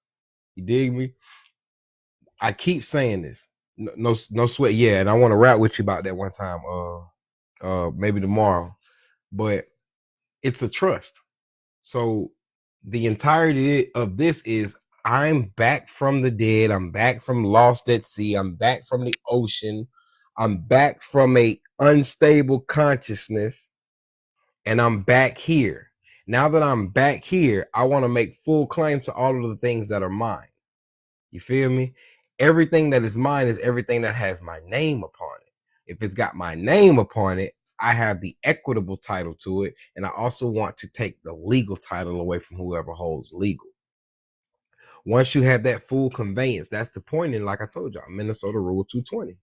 If you go read Minnesota Rule 220, you can actually find where they got Minnesota Rule 220 from out of the UTMA and UGMA. Uniform Transfers to Minor Act, Uniform Gifts to Minor Act. Go actually read them. And there's also a trust. I think it's like a T53 or something like that, T90 or something like that trust that's also established with the IRS on behalf of the Social Security person. The number that is over your credits in that account, you can't imagine it. You can't fathom it. It's substantially large. All right. So what you have to understand is if you're truly serious about administering this estate, you finna be dealing with a lot of dough. But what you're dealing with a lot of dough, you will be watched. You will be observed. You will be on probation with the government. The Uniform Transfers to Minor Act, UTMA, or UGMA, Uniform Gift to Minors Act. And if you look at your bank account, look at the signature card, you'll see that they actually have your Social Security identified as either UT or UGMA. You dig? So this was I had called my credit union and asked them if I could open up a unincorporated association account. This is what the the churches and people who have their tax exemptions. That's how they pay their bills with these specific accounts. You dig me? So I asked him what would I need to open up this account, and he said that all I would need is the meeting minutes, bylaws, or the company charter or articles of incorporation. So if you have a tax exempt religious entity, this is the type of account one would open. Now, he said for his credit union, the terminologies are a bit different. For them, it will be called an organization or club membership. You dig? However, I identified it as an unincorporated association account. It's the same thing. Anybody have a template for the certificate of trust? Yeah, Google. Google has one, and then ask ChatGPT, what are the components that make up a certificate of trust? And then you use ChatGPT's knowledge and you look at the one that you got from Google and you go from there. Or you can go to an attorney and see about a free consultation and what they can do for you. You need more than a certificate of trust, though. You need the whole trust, beloved. You dig? You need the whole thing. All right. So I'm finna get up out of here. Y'all got any questions, comments, or concerns for me before we slide? And I ain't talking about no relationship. Nah. You say you have a trust. Then why you ain't got no certificate? How your trust ain't got a certificate, gang? Okay, so basically I use lawdepot.com to draw my trust up. Okay. Do you have a declaration of the trust? What's that? Almost the same. Almost. Is that the same thing? It's in the beginning of it. Right. Yeah. Yep. I have that. So you have a declaration. That'll work the same. Do you have an abstract of the trust? Yes, I have that. You have an abstract? Okay, that's cool too. Does your abstract state the positions and the different people who have those or hold those positions? Yes, I'm listed as the trustee. Okay. Does it state who the beneficiary is? Yes, my children are the beneficiaries. Yeah, ride out. You can that'll suffice as well. Okay. So I just put that in ChatGPT and it'll do the certificate of trust for me? No. I mean, well, yeah, that's dope too. You could tell ChatGPT to draw up a certificate of trust based off of the abstract of it. Okay. However, your trust should state the trustee's powers, their abilities, and what it can and cannot do. And that's all the certificate of trust is. The certificate and the memorandum, the what's it called? I'm finna get up out of there. Hey, what's happening, Shawty? How you doing? You had your baby later? You know we should talk. I'm a just let me know if I can or cannot. But anyways, though, in respect to your relationship. But yes, so it could ChatGPT could draw up your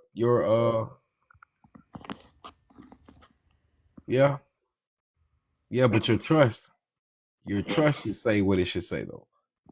And from your trust, the trustee powers, you have banking provisions in your trust, right? Yes. Mm-hmm. All right. You have the ability to transfer, sell, convey the property in the trust, right? As trustee. Yes. Mm-hmm. Right, so that's what your memorandum would be based on. Your trustee powers and provisions. What are your responsibilities for the trust? Another component is it needs to know the location of the trust. Another component is the EIN or identification number of the trust. You dig? Mm-hmm. Those 4 components need to comprise of your certificate of trust. Okay. The date of the trust. The date of the trust. The trustee and their powers. The abilities. Well, that's the same thing as the powers. The location of the trust and also those signatures as well from the trustee accepting said role. Okay. So if I were to outline everything that's in my trust, I have a cover sheet, I have an abstract of my trust, then I have a declaration of my trust, and then I have the trust indenture. You dig me? If your trust does not have a corpus, if it does not have property in your trust is voidable. Okay. The property of the trust is what is called the body or the corpus of the trust. After my corpus, I would have my specific notifications, as in I also have a notice and acceptance of beneficial and security interest in the trust property as trustee. You dig me? So what I mean by that is I'm not a beneficiary to my trust. I simply work for it. My beneficiary is God. I'm not telling you to change yours. My beneficiary is God. So everything that is of mine is gonna go to him. You dig? So from there, I have my certificate of trust, the memorandum of trust, which is where you'll find the information concerning my beneficiaries. Then I also have the ledger of my trust, the property that was transferred to it, the Schedule A, Schedule B, C, and D. And the A is the property, the B is the beneficiaries, the C is the contact information for everybody, and the D is the memorandum of the property.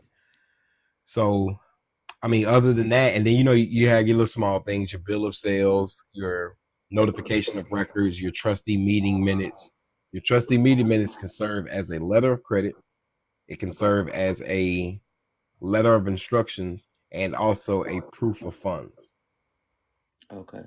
You dig me? You can also give your letter of instructions to the IRS. I mean, excuse me, your minute meetings to the IRS as well. Okay. Your goal with going to the IRS is to get them to release the credits to you, to your control, which is why if you're operating through a trust, I would do a Form 56 also. Okay. You dig what I'm saying? Yeah. And another question I have real quick. I can, because I'm going up there for them to amend one of my year's tax return. You have an appointment with the IRS or the Taxpayer Assistance Center? Basically the Taxpayer Assistance Center, because where I'm at, that's where you go to get them to help you do that stuff. Right. So, and I was told to put my power of attorney, bring a copy of that for them to basically put on file. Yeah, with they 2848 though. But after like 2 years or 3 years. Oh, I'm in a lot of pain, dude. I can't. I gotta sit down right now. Put it on record with they 2848. Oh, so then just fill out the 2848. Don't do the non-decedent letter, because somebody told me to do the non-decedent letter. I told you what I did.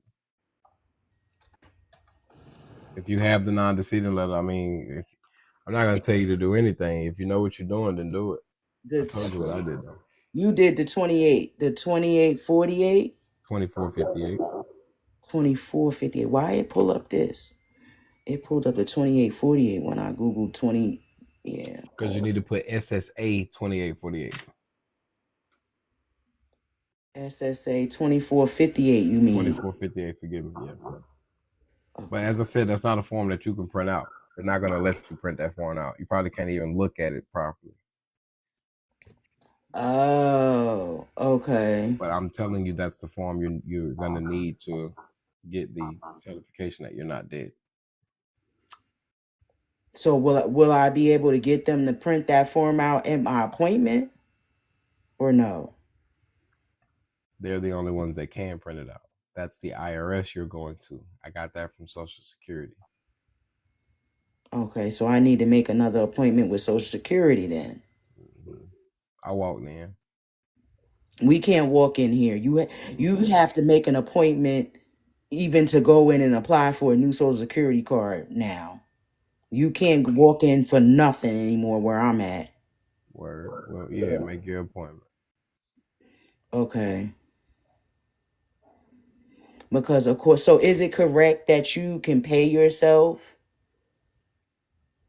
Because basically I was told to put the 250,000 that I'm supposed to pay my trustee, which is me, on the amended return that I'm going to file tomorrow. Because that's the objective of the appointment. But I'm also taking my power of attorney so that they can put that on file, and I'll be able to operate with all my from the trust.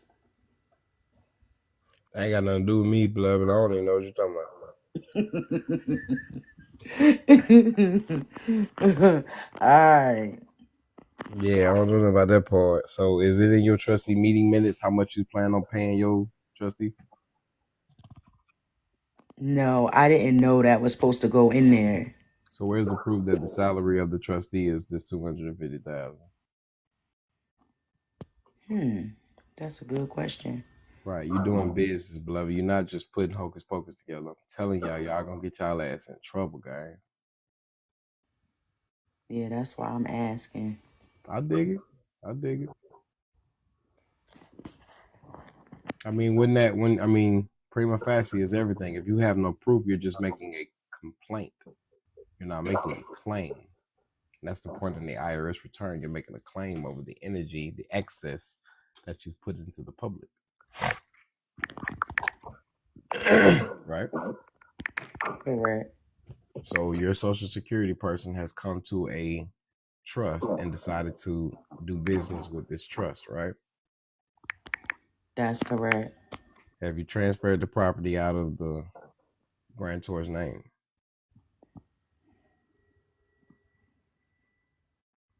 No. So the trust doesn't hold any property. It does. The only thing that's in my trust right now is my vehicle.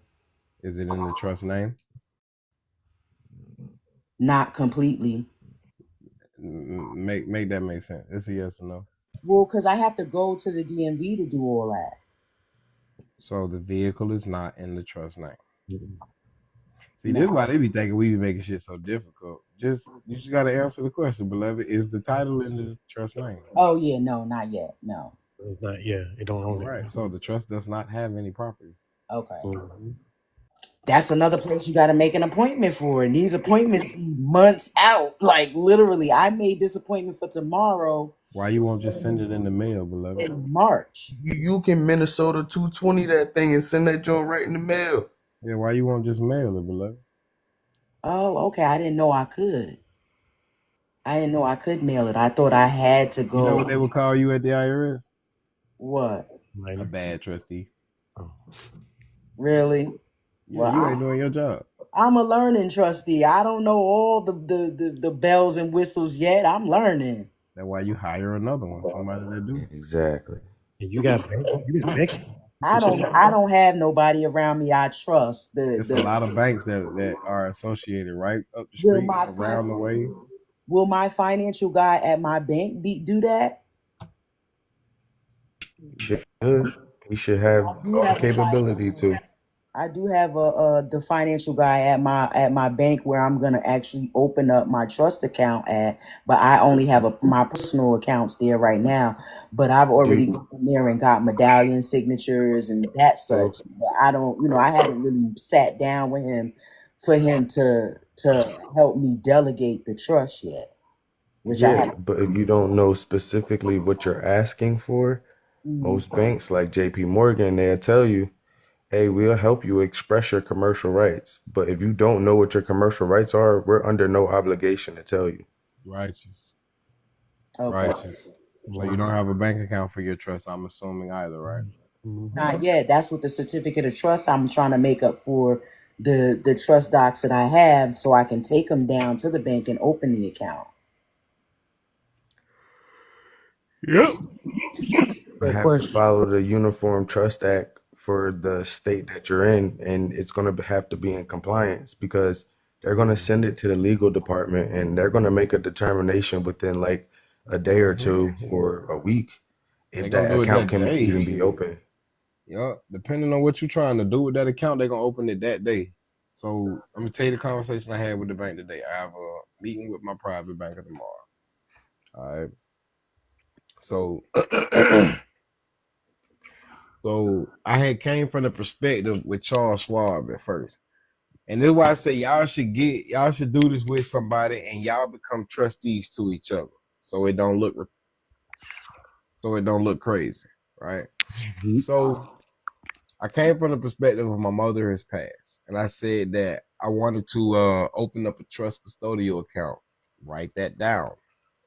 I wanted to open up a trust custodial account, or I wanted to see if they had DTC participancy and if they could open up a sub account in the name of my name as trustee or the trust, and I'd be able to hold my securities, trade, so on and so forth.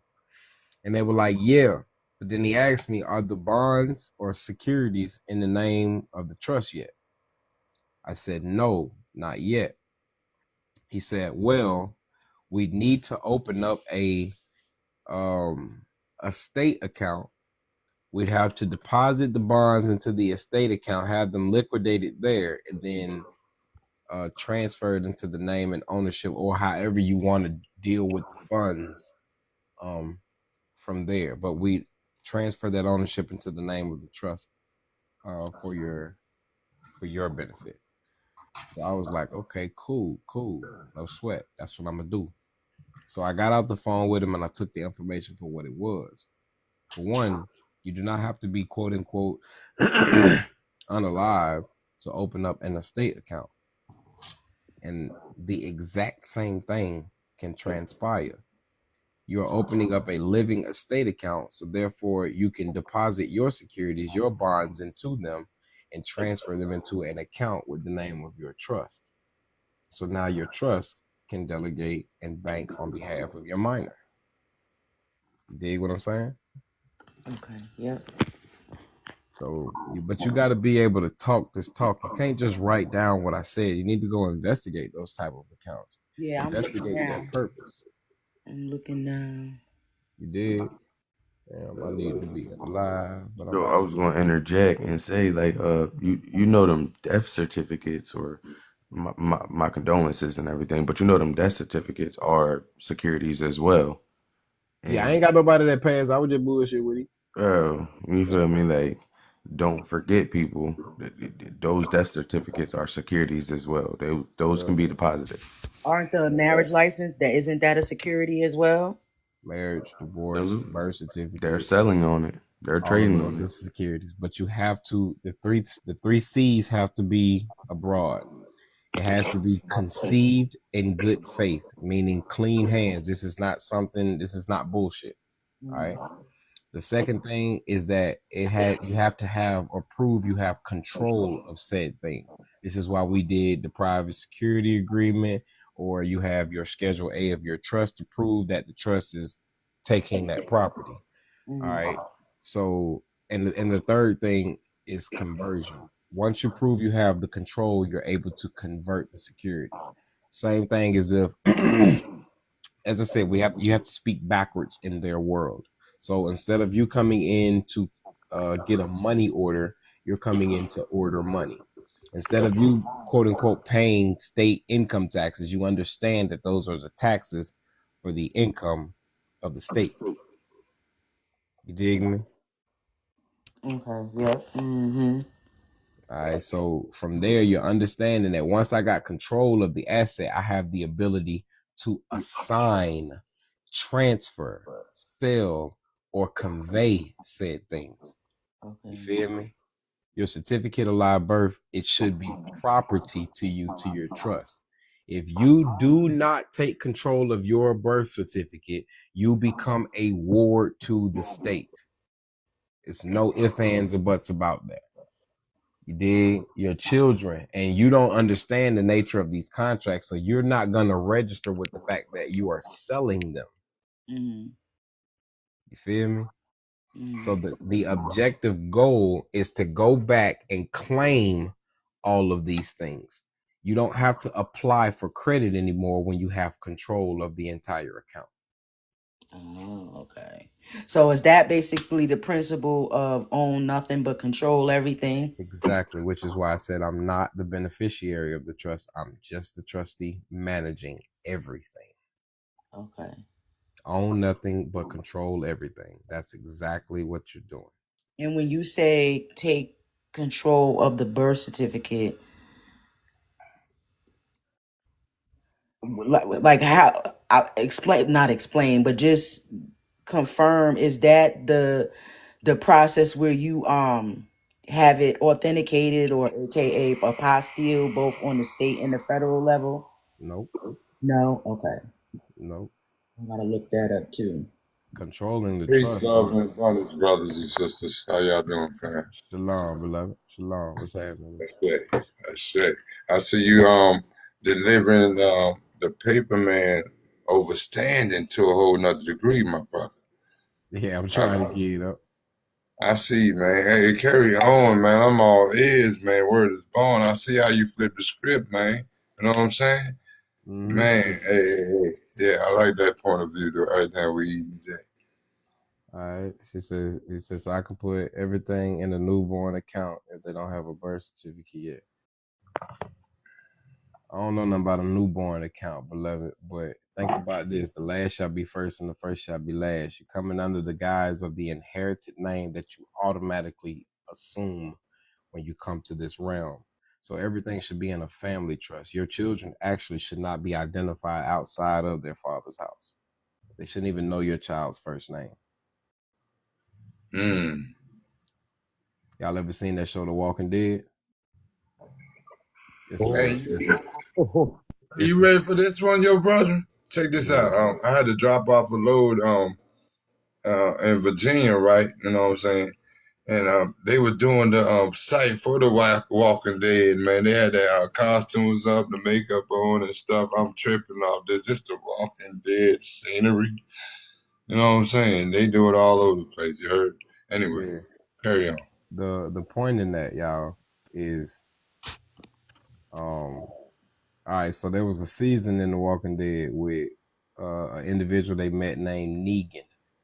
And everybody that they met that was a part of his little conglomerate, their name was Negan, to the point where you didn't know who the fuck Negan actually was. That's how it's supposed to be with you all.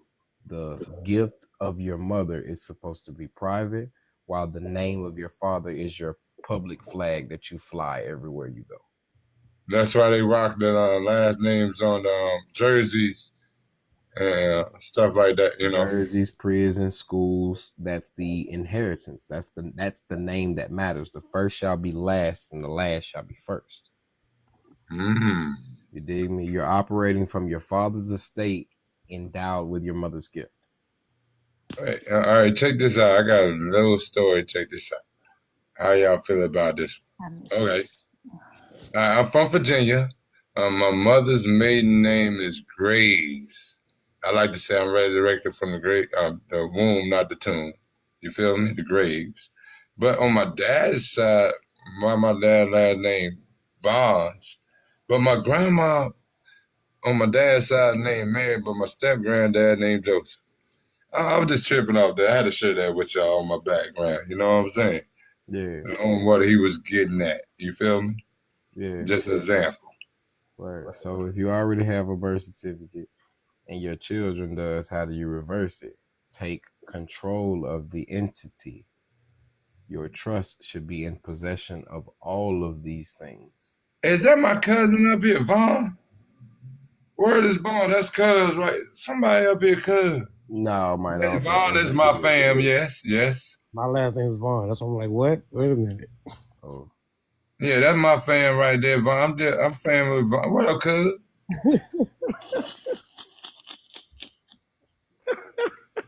Straight up, man. Larry Vaughn, man. Vaughn. What's that? Straight up, man. Family, though. We ain't lying. I mean, you throw Vaughn out there all day long, man. Straight up, word is born, man. Vaughn, we fan. Hey, but look though, yeah. Hey, seriously though, get you a trust. Put everything in the trust. Everybody said the same shit. Could Pete, goddamn it. Hey, let me make sure I'm following you, cuz. Will I be able to start from there to take control. Oh yeah, we following each other. Chris Vaughn, man, word of bomb. We fam all day. You from? I'm from VA now. I'm in GA, but I got folks in VA. Hey, I'm from Augusta, Georgia too. Now, come on Check now. him out. Come on, hey, brother. We gonna build. So with that being said, I'm putting in some study time tonight, so there will be no sleep. Yeah, no sweat. Everything is about trust, y'all. Establishing that fiduciary relationship so you can immediately reject and object their assumption and presumption of your death. You need to get that public administration from over your minor estate. You need to be in control of your minor, your body, your vessel, your things. You dig what I'm saying? If you don't know what you're doing in the trust, hire a trustee. Word. Y'all understand what I'm saying? Like it's a very smooth game. You ain't gotta fight this shit that hard. I also just got approved for disability. Isn't that coming out of my Sesta K? Your Sesta K is a trust that they created while they're in custody of your minor. It's not coming out of your Sesta K, it's coming out of your estate. Your estate is being held in a Sesta K. You dig? I really hope y'all go research this shit and don't just hear what people be saying on the internet, gang. Because the story is deeper than rap. Right.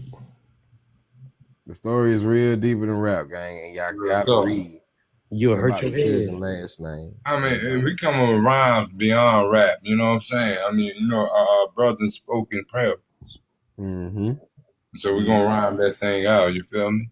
Mm-hmm. And that's why I say if anybody is trying to read the Bible, you got to learn how to read it from not only a literal but metaphorical, spiritual, allegorical, parable. You have to be able to see it from the full volume as the Christ that He came in. Word. Oh. Come on, man. Create that trust, gang, and appoint the trustee. You feel me? Watch this. Watch this. Why dig, gang? Hey, why y'all be saying I say? What does that even mean? Man, that means a whole nother degree of greetings, of peace. You know what I'm saying? Look into, you see, a shade, a peace. You see the word a shade in peace. Yeah, who word that is though? Like, what language of people that come from? I mean, that's how should I say, the comedic spiritual degrees of things. Oh, okay, I'm an American. I be wondering why I'm confused on what y'all saying. I don't be knowing what y'all saying. You unked up, right? No, I'm an American. And you know what I mean, unked up, ANKH. You know what I mean? Drill the unk. I go by drill the unk. Huh? Yeah, I understand what you're saying. I just don't hold to comedic science. Word. I mean, and hey. It ain't nothing with it. I was just asking. You know what I'm saying? I just want to know. I'm not going to preach my comedic spirituality on your lane today. You heard? I mean, you can do your thing. You feel me? I ain't. It ain't gonna move me or sway me. I just, want to know. Just want to know what it was.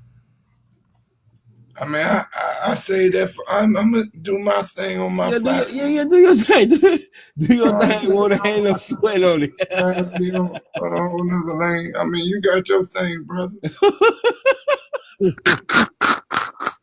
Yeah.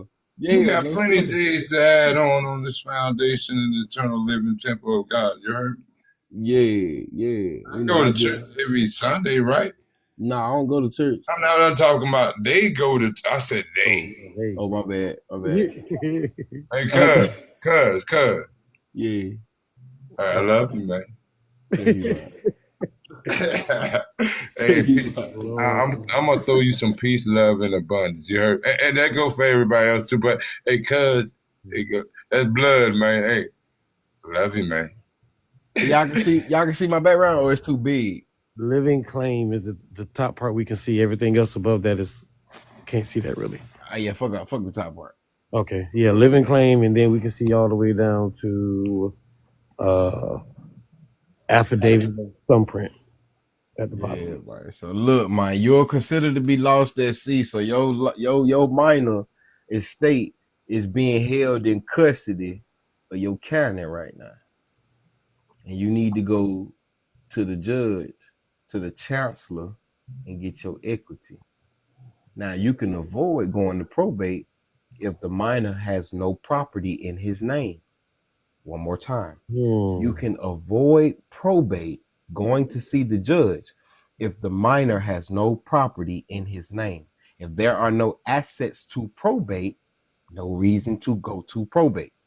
That's a bar. That's a You bar. understand? If you have a trust, 97% of the people that claim they got a trust still go to probate. The reason they still go to probate is because they never took the fucking minor's property out of his name and into the name of the trust. And he ain't got no property sit there attain. Exactly. So how can you even play that game? But you feel me? What about a brother like me in my shoes? What about it? Oh, okay. Check this out. I'm renting, right?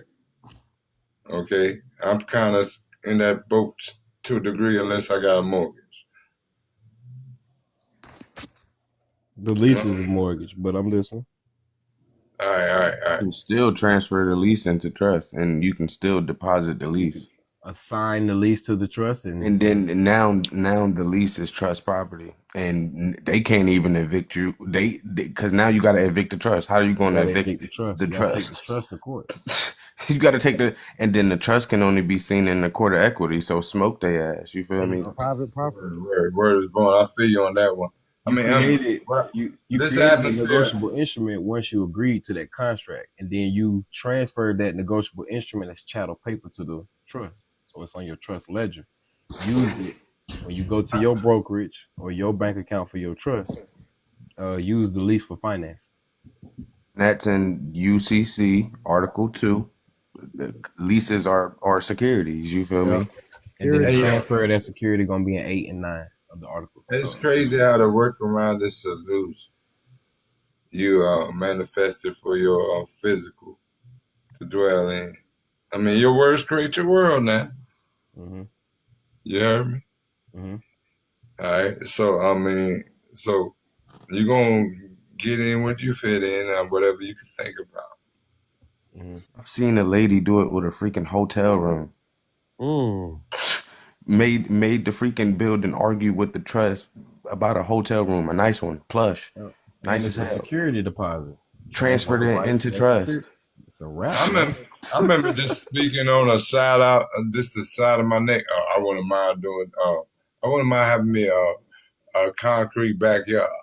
I just said that to a degree. And the house I ended up getting when I moved to Las Vegas have a concrete backyard with a pool jacuzzi. I'm just saying, man. You know what I'm saying? But hey, the word ain't no joke. Just yawning. My bad, y'all. Yeah, I don't even know what you talking about because I forgot I was off mute. It's all good, shout. So yeah, if just reestablish the accounts, y'all. You feel me? You're operating as a fiduciary. All right, look, this is how I'm gonna do it. This is how I try to explain this to y'all. Come on, brother. You let your 13-year-old child drive your vehicle. Your child know how to drive. You let your child drive your vehicle, and your child ends up proving they don't know how to drive and hit something. When your child hits this other person's property, who is liable? Daddy-o. Because you shouldn't even have let him drive it. In the first place. Why? Because you hold, it's not even because you shouldn't have let him drive it. You hold legal title. You hold legal title. Simply put. All right? Oh, Go ahead. I was going to say, okay, so now if that's the case, then actually the United States holds legal title, so they should I'm be. I'm gonna get there. I just gotta. This is why Christ had told the parables, because niggas couldn't see. Hold on, brother. Hold on. I got one more thing to say. Okay? Between the universal creator, okay, we got to deal with the government. I mean, in the United States, rather. You know what I'm saying? I can't speak on the other countries. But Africa, you see how your boy doing the same now? All doing the same thing. Everybody falls under what's called the Uniform Commercial Code unless they decide to contract outside of the United States. But nonetheless, well, hold on. Africa doing their thing. What about us now? Well, hold on. He about to pay all that. Just wait. No. I know what you're coming from, brother. I see what you're getting at. And today ain't gonna be enough. You're gonna have to keep on. I understand. Repeating yourself ain't.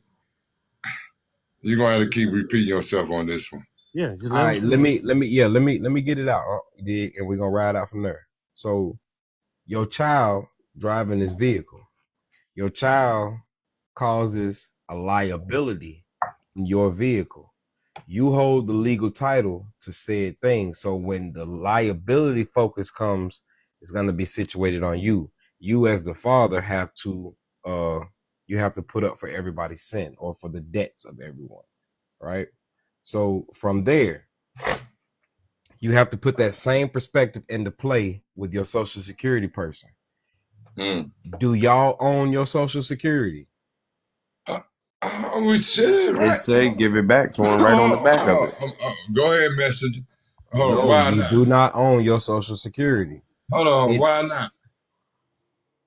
It tell you give it on the back of it. It say give it back to the Social Security Administration when we ask for lost. It don't. My social security, mine. That's me, right? You are the authorized representative on behalf of that number. You are not the owner, though. Create that. They did. Your mama had to apply for it, and then it was assigned to you. When you get an assignment, you got a job to do, right? Teacher gave you an assignment at school. You had to complete your assignment, correct? When you complete your assignment, you turn it in and get a grade, which counts towards your overall credit, right?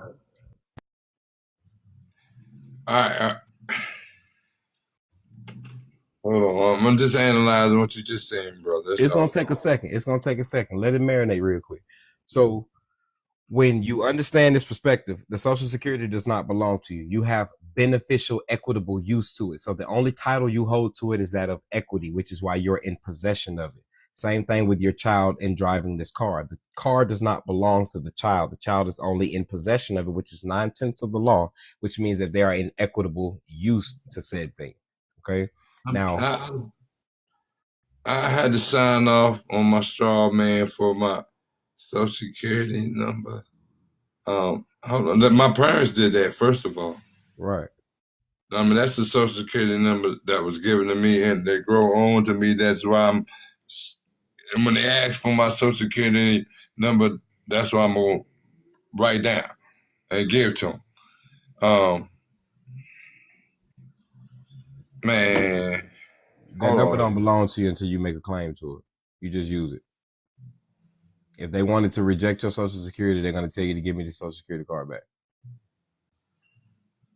Period. Same thing with the dollar bill. You don't own the dollar bill. I'm agreeing to my Social Security number. That's what you're telling me? You're agreeing to use it as an authorized representative. I'm not obligated. Hold on. Carry on, brother. I'm just tripping. Yeah, I'm gonna put your mic on mute though. All right. So within that being stated, y'all, your entity does not belong to you. Not until you make proper claim of said entity. All right.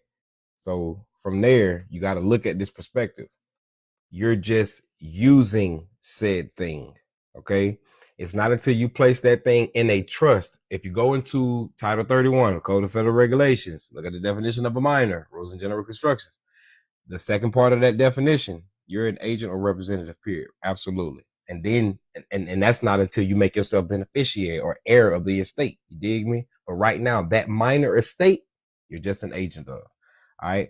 So when you go look at the definition of a minor, it says a minor is somebody who has attained the age of 18, but has not yet taken control. That's a trust word. That's trust talk. Taking control of the securities held in his or her minor account. Everybody's still using the minor account. Okay. You're a minor and you have a minor account. The minor account is in custody of someone else. So you don't own it or have control of it. You're just benefiting from it. Once you take that account out of the custody of the custodian and you are now identified as the custodian, this is why I said you no longer have to apply for your credits. You no longer have to apply for any of these things. You're in control of them. You dig me? So if your car is registered with the state, that means the state holds legal title. You as beneficiary. If you're the beneficiary and something breaks on the car, does the child pay for the break? No. The child sends the bill, or if they did pay for it, they send the receipt to who they assign it to. They assign it to the trustee, the one who has a fiduciary responsibility to them. Too. They should pay for everything. The trustee should be selected carefully and be a highly trusted individual. The trustee owes a fiduciary duty to the beneficiary. All right. I used to feel like that when I first got my car. Like, yo, man, why don't you take care of the maintenance on this? We paid insurance on it just in case something happened, right?